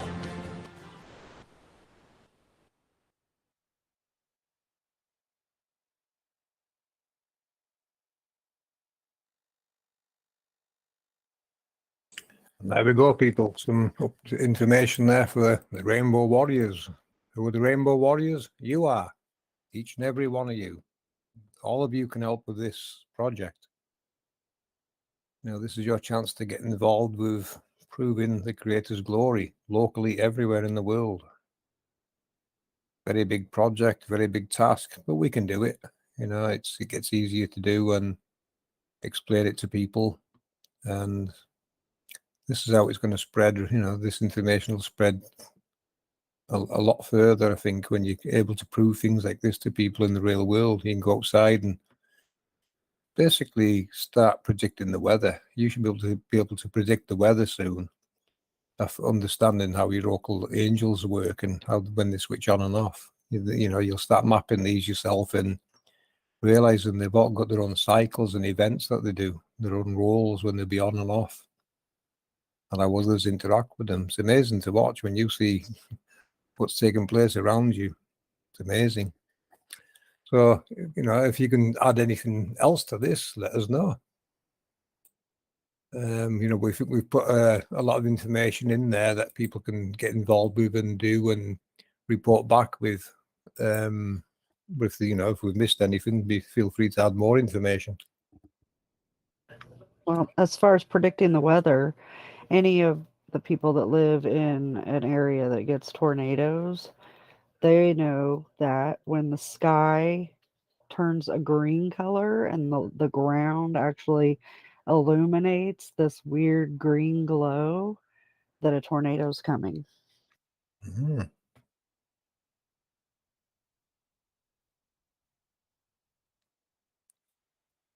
Good info, that one.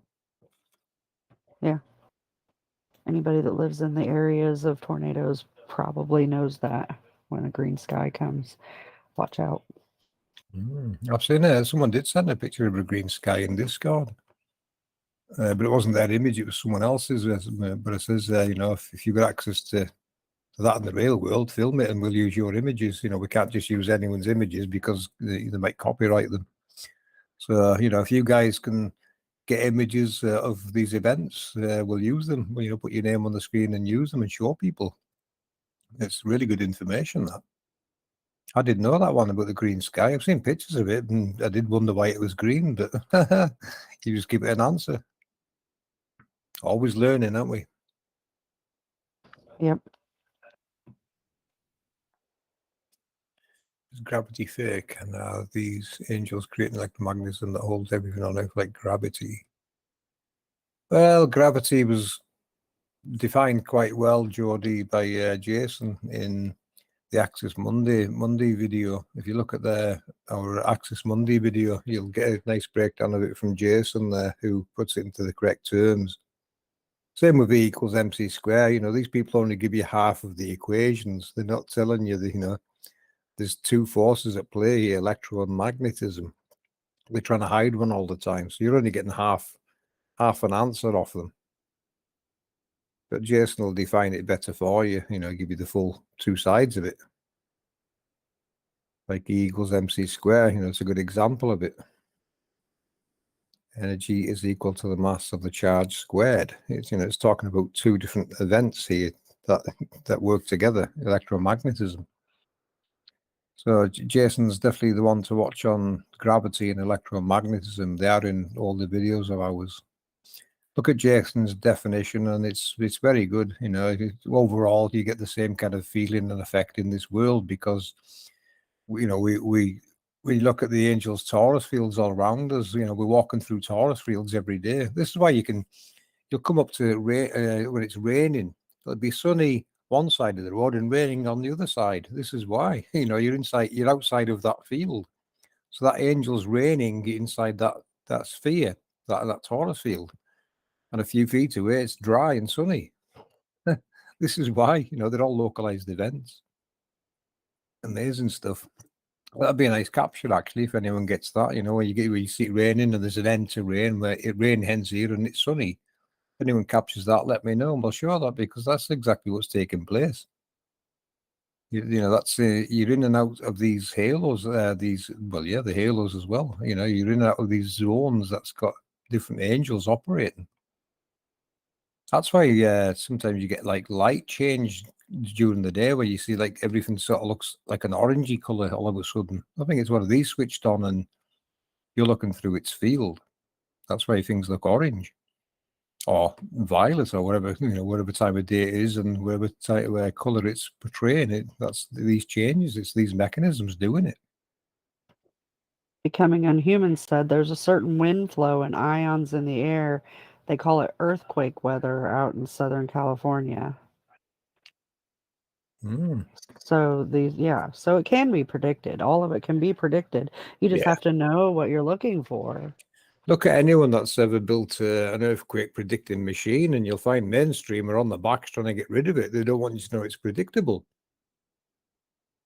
Eric Dollard, I'm pretty sure he made one, and they confiscated off him. You know, you can predict earthquakes, which one Wisconsin's proved you can.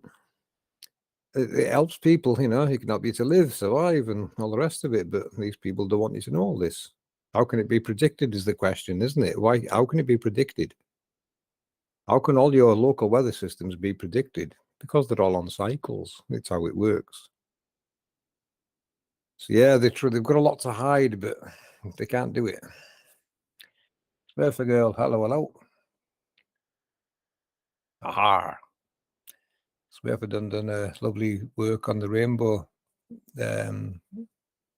research that she did for the 144,000 video. Excellent work.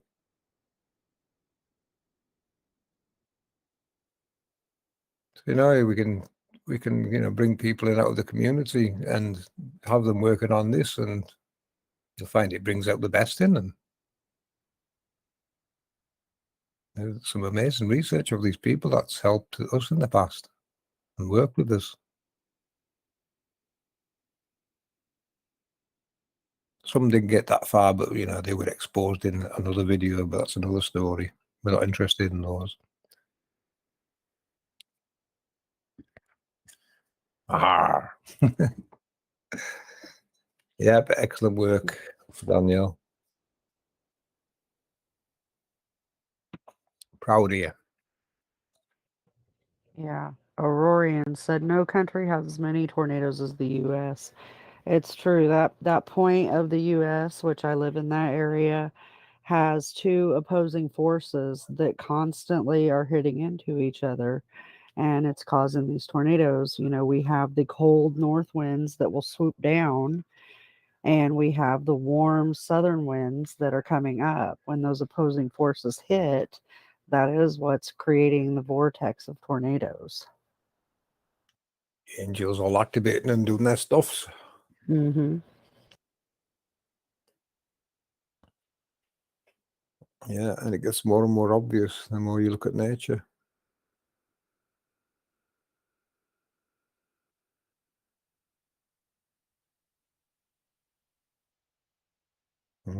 Danielle said it's getting scary. Here, the tornadoes, the last one touched down so close to my house. Yeah, you know, you look at we were talking about this earlier, weren't we, on the size of the states and the technology underneath it. You can see why they would want these big countries. There's, you know, they got access to more technology, haven't you? So if you think your country's being run for you by people that work for you, You're extremely deluded, I'm afraid. These people don't work for you.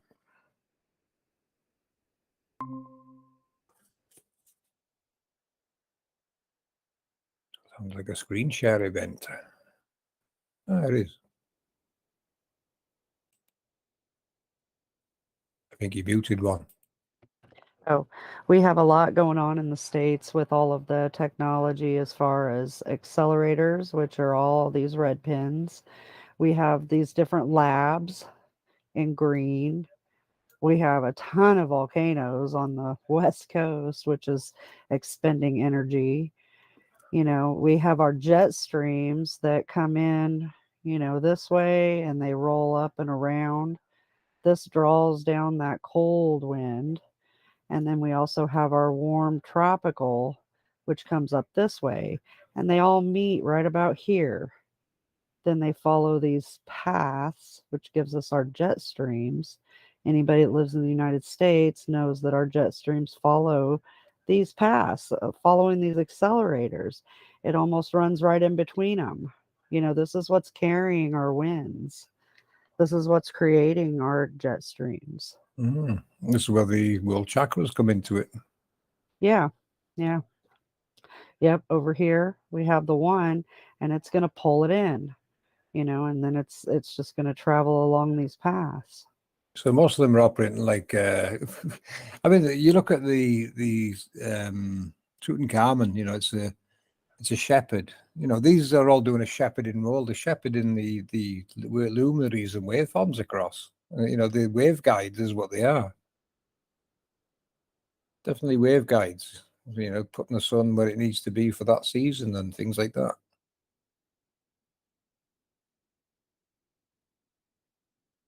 It's amazing stuff. HARP and what's your thoughts on HARP and weather manipulation? Well, it's just a man's size scale way of doing what's probably already been done here on a grander scale. Man's just reverse engineered it and made copies of it really and scaled it down for man scale usage. But you can guarantee there's going to be technology already like that does that kind of work. Man just makes derivatives of what's here. Yeah, there's no saying, if you can control the weather, you can control the world. Well, how can you control the weather? Well, the government, the angels control the weather. Now, who controls the angels? And they're being manipulated and made to do things they're not supposed to be? That should be your next question, people, because they can.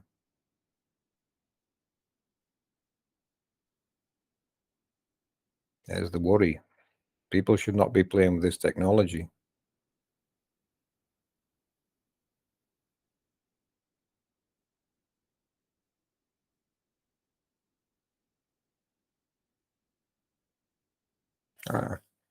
Danielle says I've been making attempts for a few weeks at footage. If it's not clouds, it's chemtrails.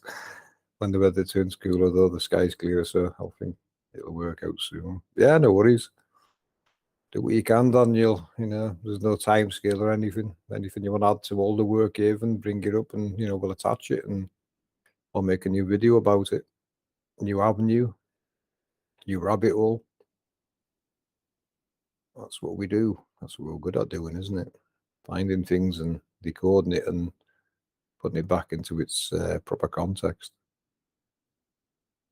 So yeah, just keep us updated in the back chat, Danielle.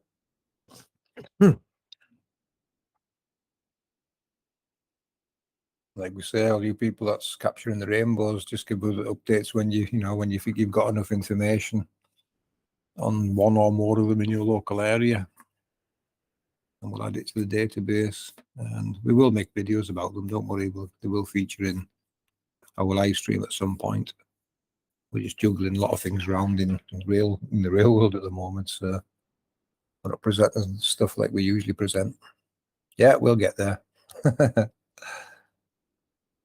That's the plan. We always get there.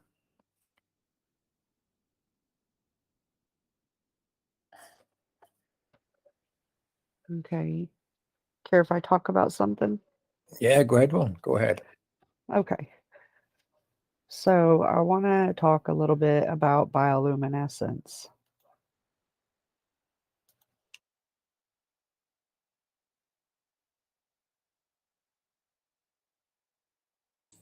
Yeah, sounds good to me. One.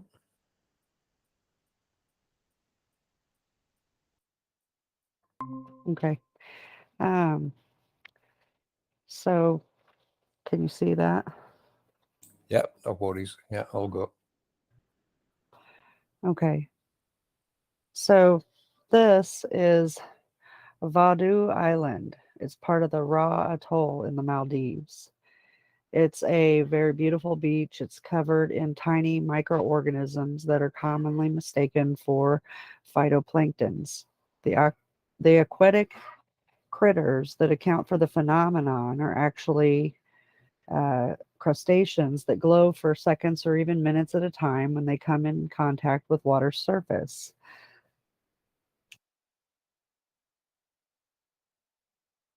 The bioluminescent creatures use a chemical energy that's released as light. They contain a unique compound called luciferin, which, when exposed to oxygen, it causes a chemical reaction that emits the beautiful glow. Luciferins typically undergo an enzyme catalyzed reaction with molecular oxygen. The resulting transformation, which usually involves spitting off molecular fragments, produce an excited state intermediate that emits light upon decaying to its ground state. The origin of this word comes from the Latin word lucifer, meaning light bearer. So, other noted locations that have this are Big South Fork in Kentucky. Let me get to it.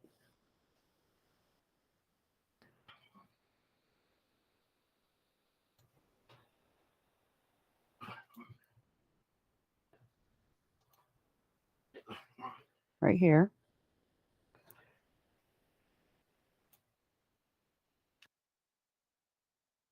We also have a place called Springbrook Park, Australia.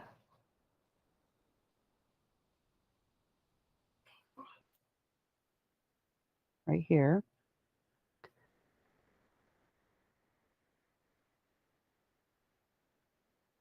Ha Long Bay in Vietnam.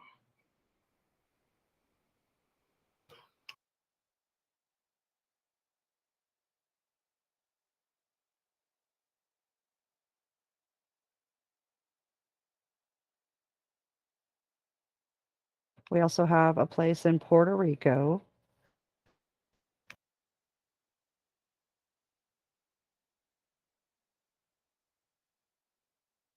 Right here. Isn't that pretty? It is. Looks surreal, doesn't it? Yeah, it does. It's been an We have experience. another one in New Zealand. These little guys actually live in caves. They're not in the water. They're in caves and they hang in the caves. I think they call them glowworms. Mm. You can see what Avatar got its idea from, can't you? The movie. Yeah. We have a couple locations in Florida, and they're right near each other. Look at that beautiful blue purple. Oh, nice. Yeah. That's on you. It should be part of your wish list, shouldn't it? Going to places like this and then having a look at it and enjoying what we call Yeah. nature. Smurfer Girl said the one in Kentucky is less than 3 hours. That's awesome. Yeah. There's also one in South Wales. Look at that. That's beautiful. Yeah, nice that. Yeah. So the power of luciferase has been actively harnessed by scientists. The light output produced by the chemical reaction of this substance is used to monitor biochemical processes, including gene expression, biomolecule binding, and cell viability. Blood and other tissue absorbs the yellow green light, making it hard to see cancer cells deep within a mouse. To circumvent this problem, researchers designed a new type of luciferin called intraluciferin, which emits a red light that shines through our blood and tissues. There are now also different variants of this luciferase enzyme, which act on intraluciferin to make it different shades of red light. There was something in the Civil War called the angel's glow. It was a phenomenon in which soldiers' wounds were seeming to glow in the dark. One of the enduring mysteries of the American Civil War was a little known phenomenon referred to at the time as called angel's glow. The glow seen on some soldiers' wounds after the Battle of Shiloh, which is in Tennessee. Doctors at the time noted that the soldiers whose wounds had this strange emission of light seemed to fare much better than the soldiers whose wounds did not. We also have something called milky seas. It's also called Mariel. It is a luminous phenomenon in the ocean in which large areas of seawater appear to glow translucently in varying shades of blue. Between 1915 and 1993, 235 sightings of milky seas were documented, most of which are concentrated in the northwestern Indian Ocean and near Indonesia. The luminescent glow is concentrated on the surface of the ocean and it does not mix evenly through the water. In etymology, the phenomenon is known as Mariel in Shetland. This term is derived from the Norn word mareld, which in itself derived from the Old Norse word moldur, which is compound of mir, which means sea, and elder, which means fire. So basically, this is the sea of fire. As vague as bioluminescence is in humans may sound, recent scientific research has successfully proven that the human body does emit very low intensity of light, which is invisible to the naked eye.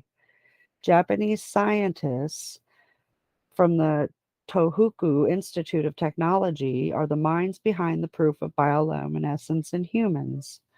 With the aid of a highly sensitive imaging CCD, which is charge coupling device camera, these researchers were able to capture the very first images of human bioluminescence. It is no secret to science that living organisms are capable of producing negligible amounts of light resulting from cellular and chemical reactions. However, capturing this low intensity bioluminescence light from humans was considered an impossible feat. Nevertheless, this recent achievement comes as a breakthrough in the field of biology. The human body emits light which is invisible to the naked eye. The light is precisely 1,000 times weaker than the human eye can perceive. The human body emits light rhythmically and directly. The light emitted in the human body is at its highest intensity in late afternoon and its lowest intensity late at night. The forehead, cheeks, and neck are the areas of the human body from which light is the brightest intensity is emitted as compared to other body parts. It was also noted that the brightest areas noticed upon thermal imaging of the human body did not correspond with the brightest areas of these images of human bioluminescence. Just as bioluminescence occurs due to the chemical metabolic reactions in other known bioluminescent creatures, bioluminescence occurs in humans due to metabolic reactions as well. When cells of the human body respire, they produce highly reactive free radicals. These free radicals, with free floating protein and lipids, this reaction can at times lead to a further interaction with fluorophores in the human body, which do lead to the emission of light.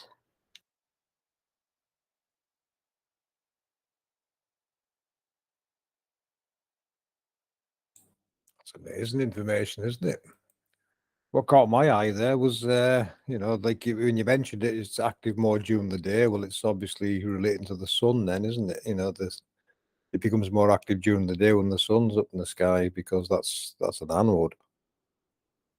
And also the noticeable healing properties. So, that kind of place where you find that stuff is where I would want to go for a swim then. Yeah, definitely. And also the healing properties of this stuff. It showed in the Civil War, which, things were pretty raw back then, but that they were healing faster and better than the ones who weren't exposed to this. Mm, So, if you have a bioluminescence location anywhere around, I would highly suggest going and taking a swim. yeah. Yeah. I would call that like holy water, then that's got medicinal benefits.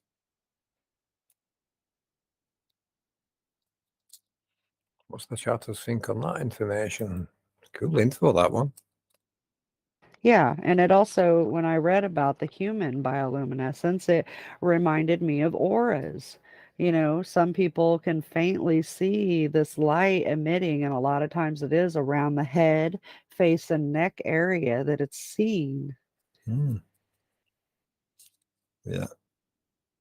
We must have, I would say everything's got an aura around it. Yeah, and kind of like the halos of the luminaries. It's kind of like our own little halo, Yeah.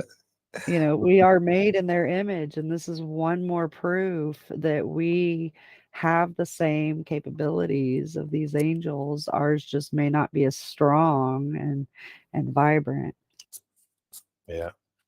And we need technology to help us see it.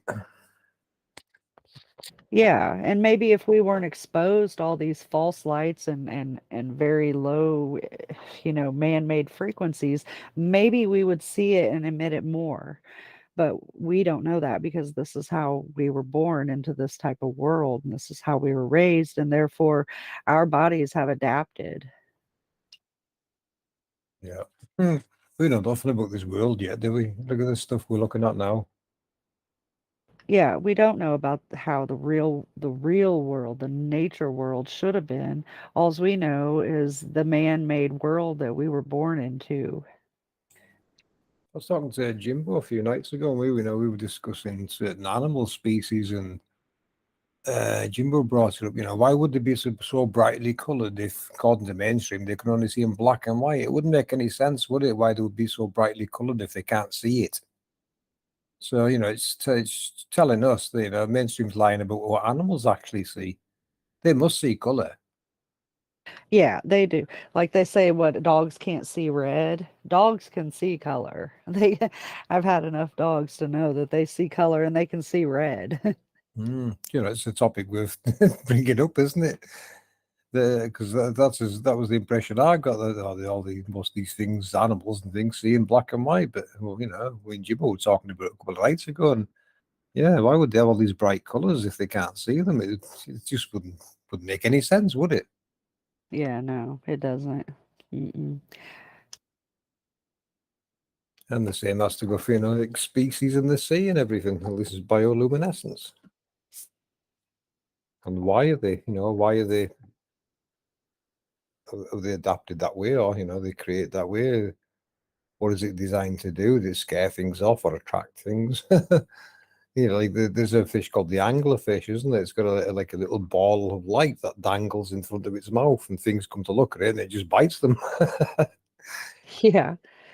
And Mellow Earth said, my dog seems to see things I can't see, like cats. And yeah, I agree. I think that they see, they obviously can hear in a different frequency. We can't hear dog whistles, but they can. And I think they can see different frequencies that are outside of our spectrum, you know. I actually think they see the rainbows going through our homes. You look at them, and it's like they're following something across the wall, and you think, what they're looking at? And, I can't see anything, but to me, is it the sun, or something, causing the rainbow to show inside your home? Although we can't see it, but it makes you wonder what are animals seeing that we're not seeing. That what's around us in this world. We know there's lots of rainbows and Taurus fields. Is it parts of this they're seeing? Yeah, and people do they chuck it up to like ghosts and stuff. They say, dogs and animals can see spirits, but again, that's just a different vibration and frequency of energy that's outside of our spectrum of sight that dogs and animals can probably see. And yeah, just like the electromagnetics. Hmm.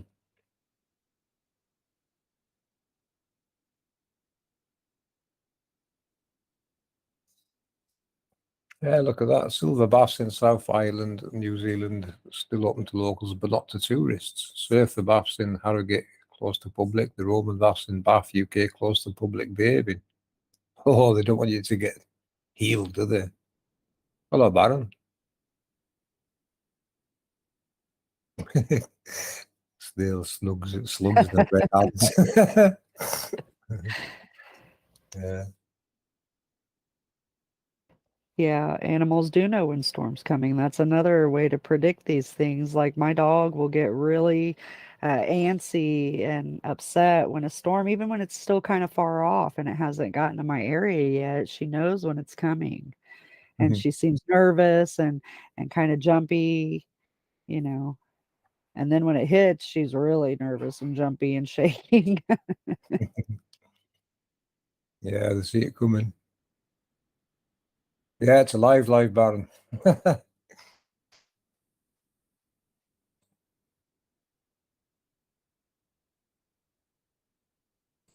We're live every Sunday at 9 usually, or we try to be.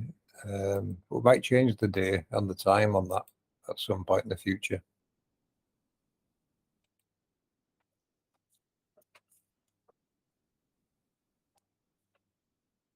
And so we've discussed quite a few things tonight again, Rainbow Warrior stuff.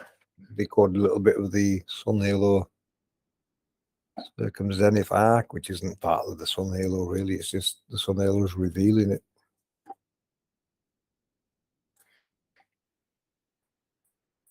They probably added that because obviously every time someone sees the Sun Halo, they're going to see that above it, but it's not part of it. It's just your local Taurus field showing its colours.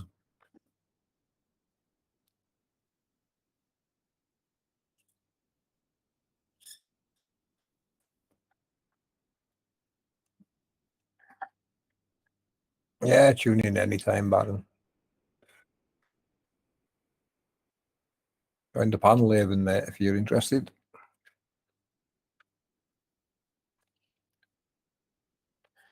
We will invite more people on the panel over time as well. People outside of our group, I mean, that, do communicate with us.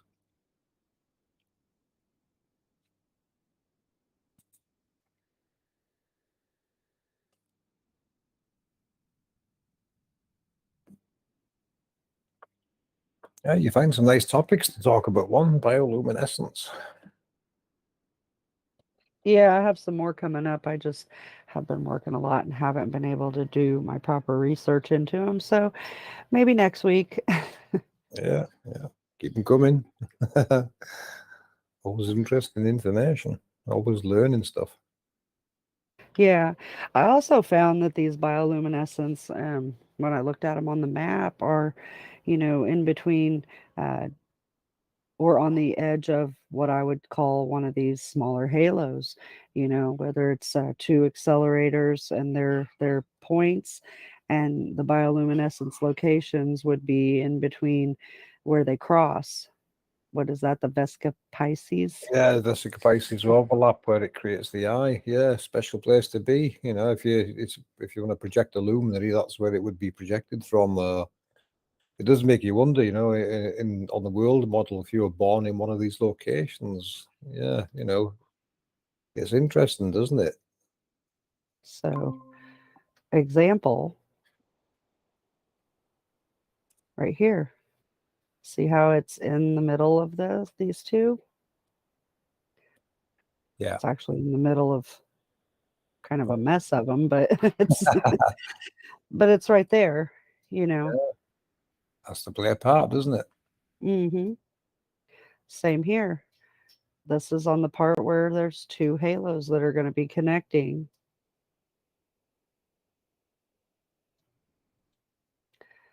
But Yeah, anyway, that makes sense. Yeah. You know, you could look at breeding grounds one, that's maybe another thing you can attach to that, because certain species always return back to a certain place for for the breeding grounds. It might be related to that. It's it's a sacred journey back home then, isn't it, to where they were born? And you look at that. Yeah, and where the breeding grounds, you can find the breeding grounds of a lot of species, and probably, there might be where the Vesica Pisces is for a lot of species. Just the overlap. It's also, I think, where we get our capitals from. Our capital cities is where the overlap is.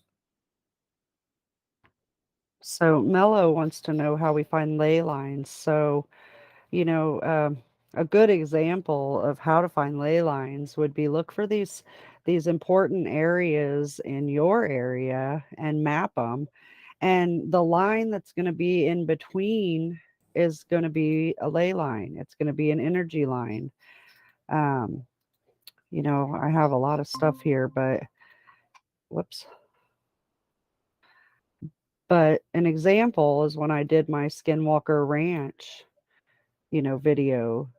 So if you look, we've got here, we have an accelerator. We have another one here. Skinwalker Ranch comes right down through it. And as we scroll on down, we come across more accelerators. Now, this globe kind of messes it up, but this is pretty much a straight line, between these accelerators. And this Roswell, this would be like one of those underground labs I had talked about, and if you make the line between them, there's going to be a line of energy running through these.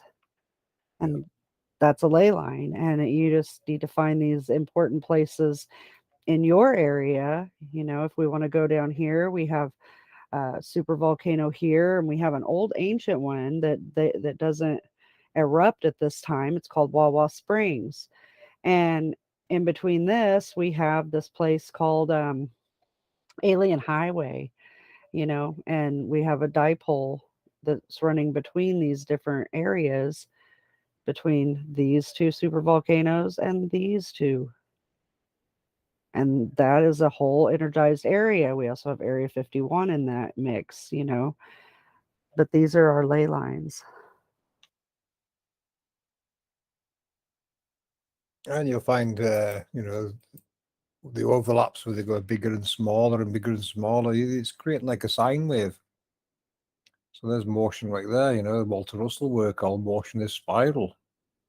All spirals are coming from the angel's halos, is an addition we can put to that. Now we know it's creating the spiral. What's sacred about the spiral?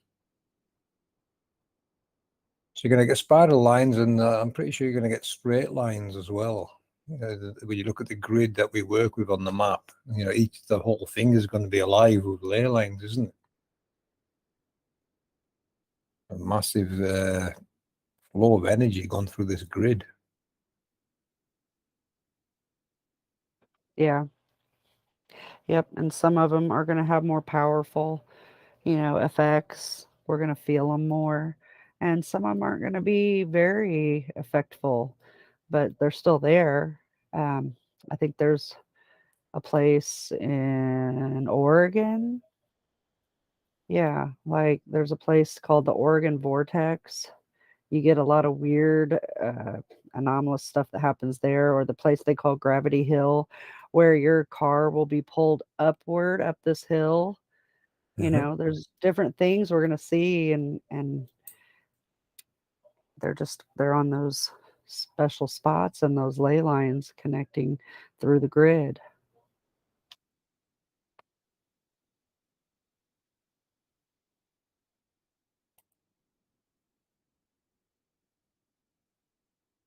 Oh, do you think the depth of the angels can be figured out by rainbows revealed above ground? I think the depth of the angels can be figured out by earthquakes. I'm sure that as tall as the Taurus would be, it would also give us a good idea, how high up it is or whatever. Um, but earthquakes definitely are a very big clue of how deep they are. You see a full rainbow, or a double rainbow, as you call them, and it's mostly below ground, and it's not rising any further up. Because, you know, we've shown them before, rising and falling, that's them switching on and off, basically creating the electromagnetic field. So if you can get a time lapse of it and it's not rising any higher, then the chances are it's quite a deep one. So you're only, you know, you might only see the top quarter of the rainbow, say. So there's like 3/4 would be below ground. So that would make sense. It's obviously something deeper.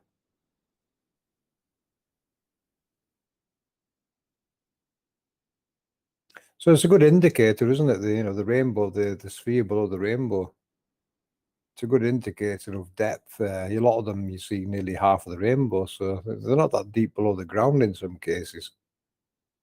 But others, you look at some of the size of these rainbows and think, well, the middle of that must be a few 100 feet below ground at least then. So I popped over to my channel and someone put 144,000 as our DNA. How did they conclude that number to be connected to DNA? I'm not sure. I'll have to look into that, but you can go into what the 144,000 are. Yeah, it does create our DNA pretty much, the spirals of the angels. So technically they're right, yeah. It creates our DNA or interacts with our DNA. It'd probably be a better reply, wouldn't it? Creates and interacts with our DNA. So could wind speed be an indicator of size, depth, etc.? Not really, no, because the only thing that determines wind speed is the speed that flow going around that halo generates. So, I mean, obviously a larger one is going to be more powerful, you know, compared to the small one we've seen, the cherubim scale. That wouldn't be as lethal, say, as one of the much larger ones, like the Voss rainbow. You know, if that was powered up really fast, you know, you're looking at huge tornado type winds and everything. So hard to say, you know, if you experience that on a local scale from a small one, to you that would appear to be a very big destructive, you know, force taking place. But it could, you know, a small one or a large one can do that.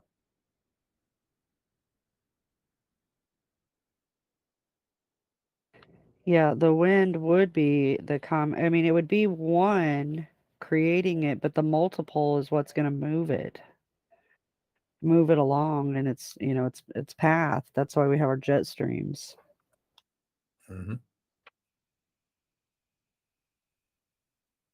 Read Danielle's comment. That reminds me of how it was decided the earth can't be hollow in, I think, the late 1700s or a bit after. They said the earth is too dense, and they know because of how earthquakes spread. Yeah. Yeah. That would have to be. It can't be hollow. It has to be able to travel through. I mean, there's layers of our underworld, just like our atmos planes. Yeah, it's not And solid. Definitely not solid. You know, there is an yeah, underworld. it's not solid either, but it's not hollow. No, there is an hollow earth, but I'm not sure if they mean the whole thing's hollow or, you know, to us it's just rooms and chambers and long paths for the luminaries to follow down below on a scale, you know, you can't barely comprehend yet. There was you know, someone mentioned something before, how big our world looks. Our world looks really, really big when you stand on the ground looking out at the lights in the sky, especially at night. But from above, when you look at our map and grid from above, those lights in the sky haven't got a very big place to play. You know, you look at the scale of our map and grid, it's a very small world and with a lot of lights in it, you know. So I just remembered I needed to answer that. So yeah, it depends what perspective you're looking at it from. If you look at it from outside of the box looking in, it looks a very small world and it's very special.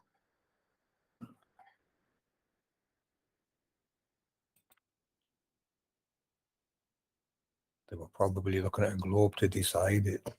Yeah. Yeah, it sounds like globe nonsense, that, doesn't it?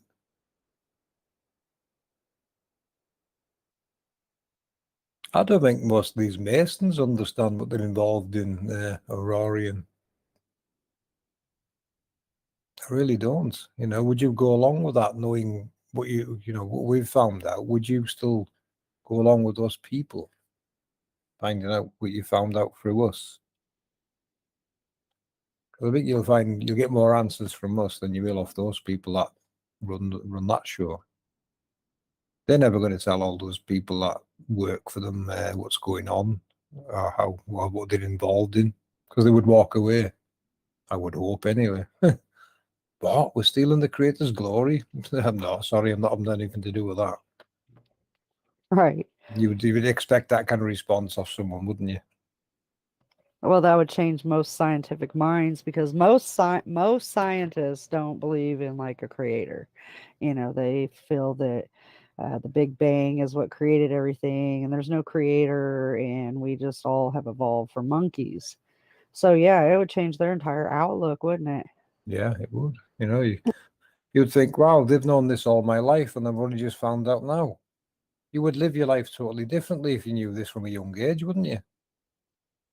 So they've purposely kept this information from you so you can be manipulated any way they like. But once you learn the truth and how it all really works and what's really going on, wow, you would not work for these people. I wouldn't. How No. could you? You couldn't live with that, could you? How can you live with that working for these people? We've had that question before. Who's involved in it? We can't really point the finger at anyone. We'd rather leave that to a grand jury. Because that would need some working out. What level of involvement are these people actually in? Because there must be a certain point or a certain level in society where it's pretty obvious they know what's going on, and below that level, they haven't got a clue what's going on. Same as most people at our level haven't got a clue what's going on.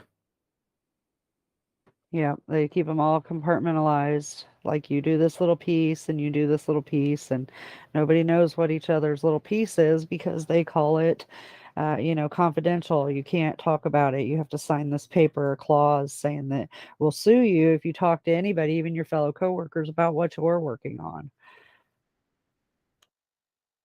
That's how they get you. That's how you end up having to work for them to earn a wage.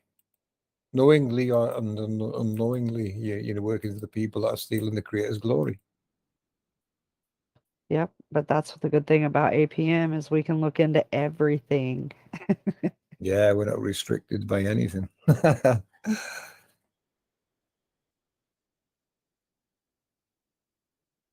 Everything we look into just plugs in, doesn't it?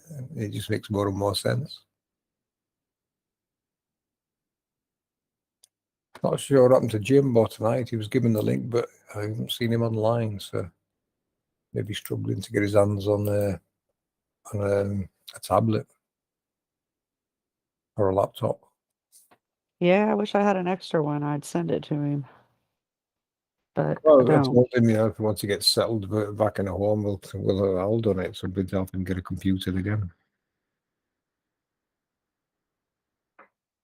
He must be missing all this. Yeah, it's good having him back around. I'd like Yeah, to get him, settled. And yeah, we could all help him get a new something to use and get on with him. Brilliant man. I love his conversations. yeah. One of the most helpful guys you'll find in this community. He's always been there in the background helping people, giving you the right terminology to use, things like that. That's what's good about Jimbo. He's always just been there to help you and word it correctly, so he can present things better. Yeah, he's an asset. Yeah, Very, definitely. very, very knowledgeable guy in many fields.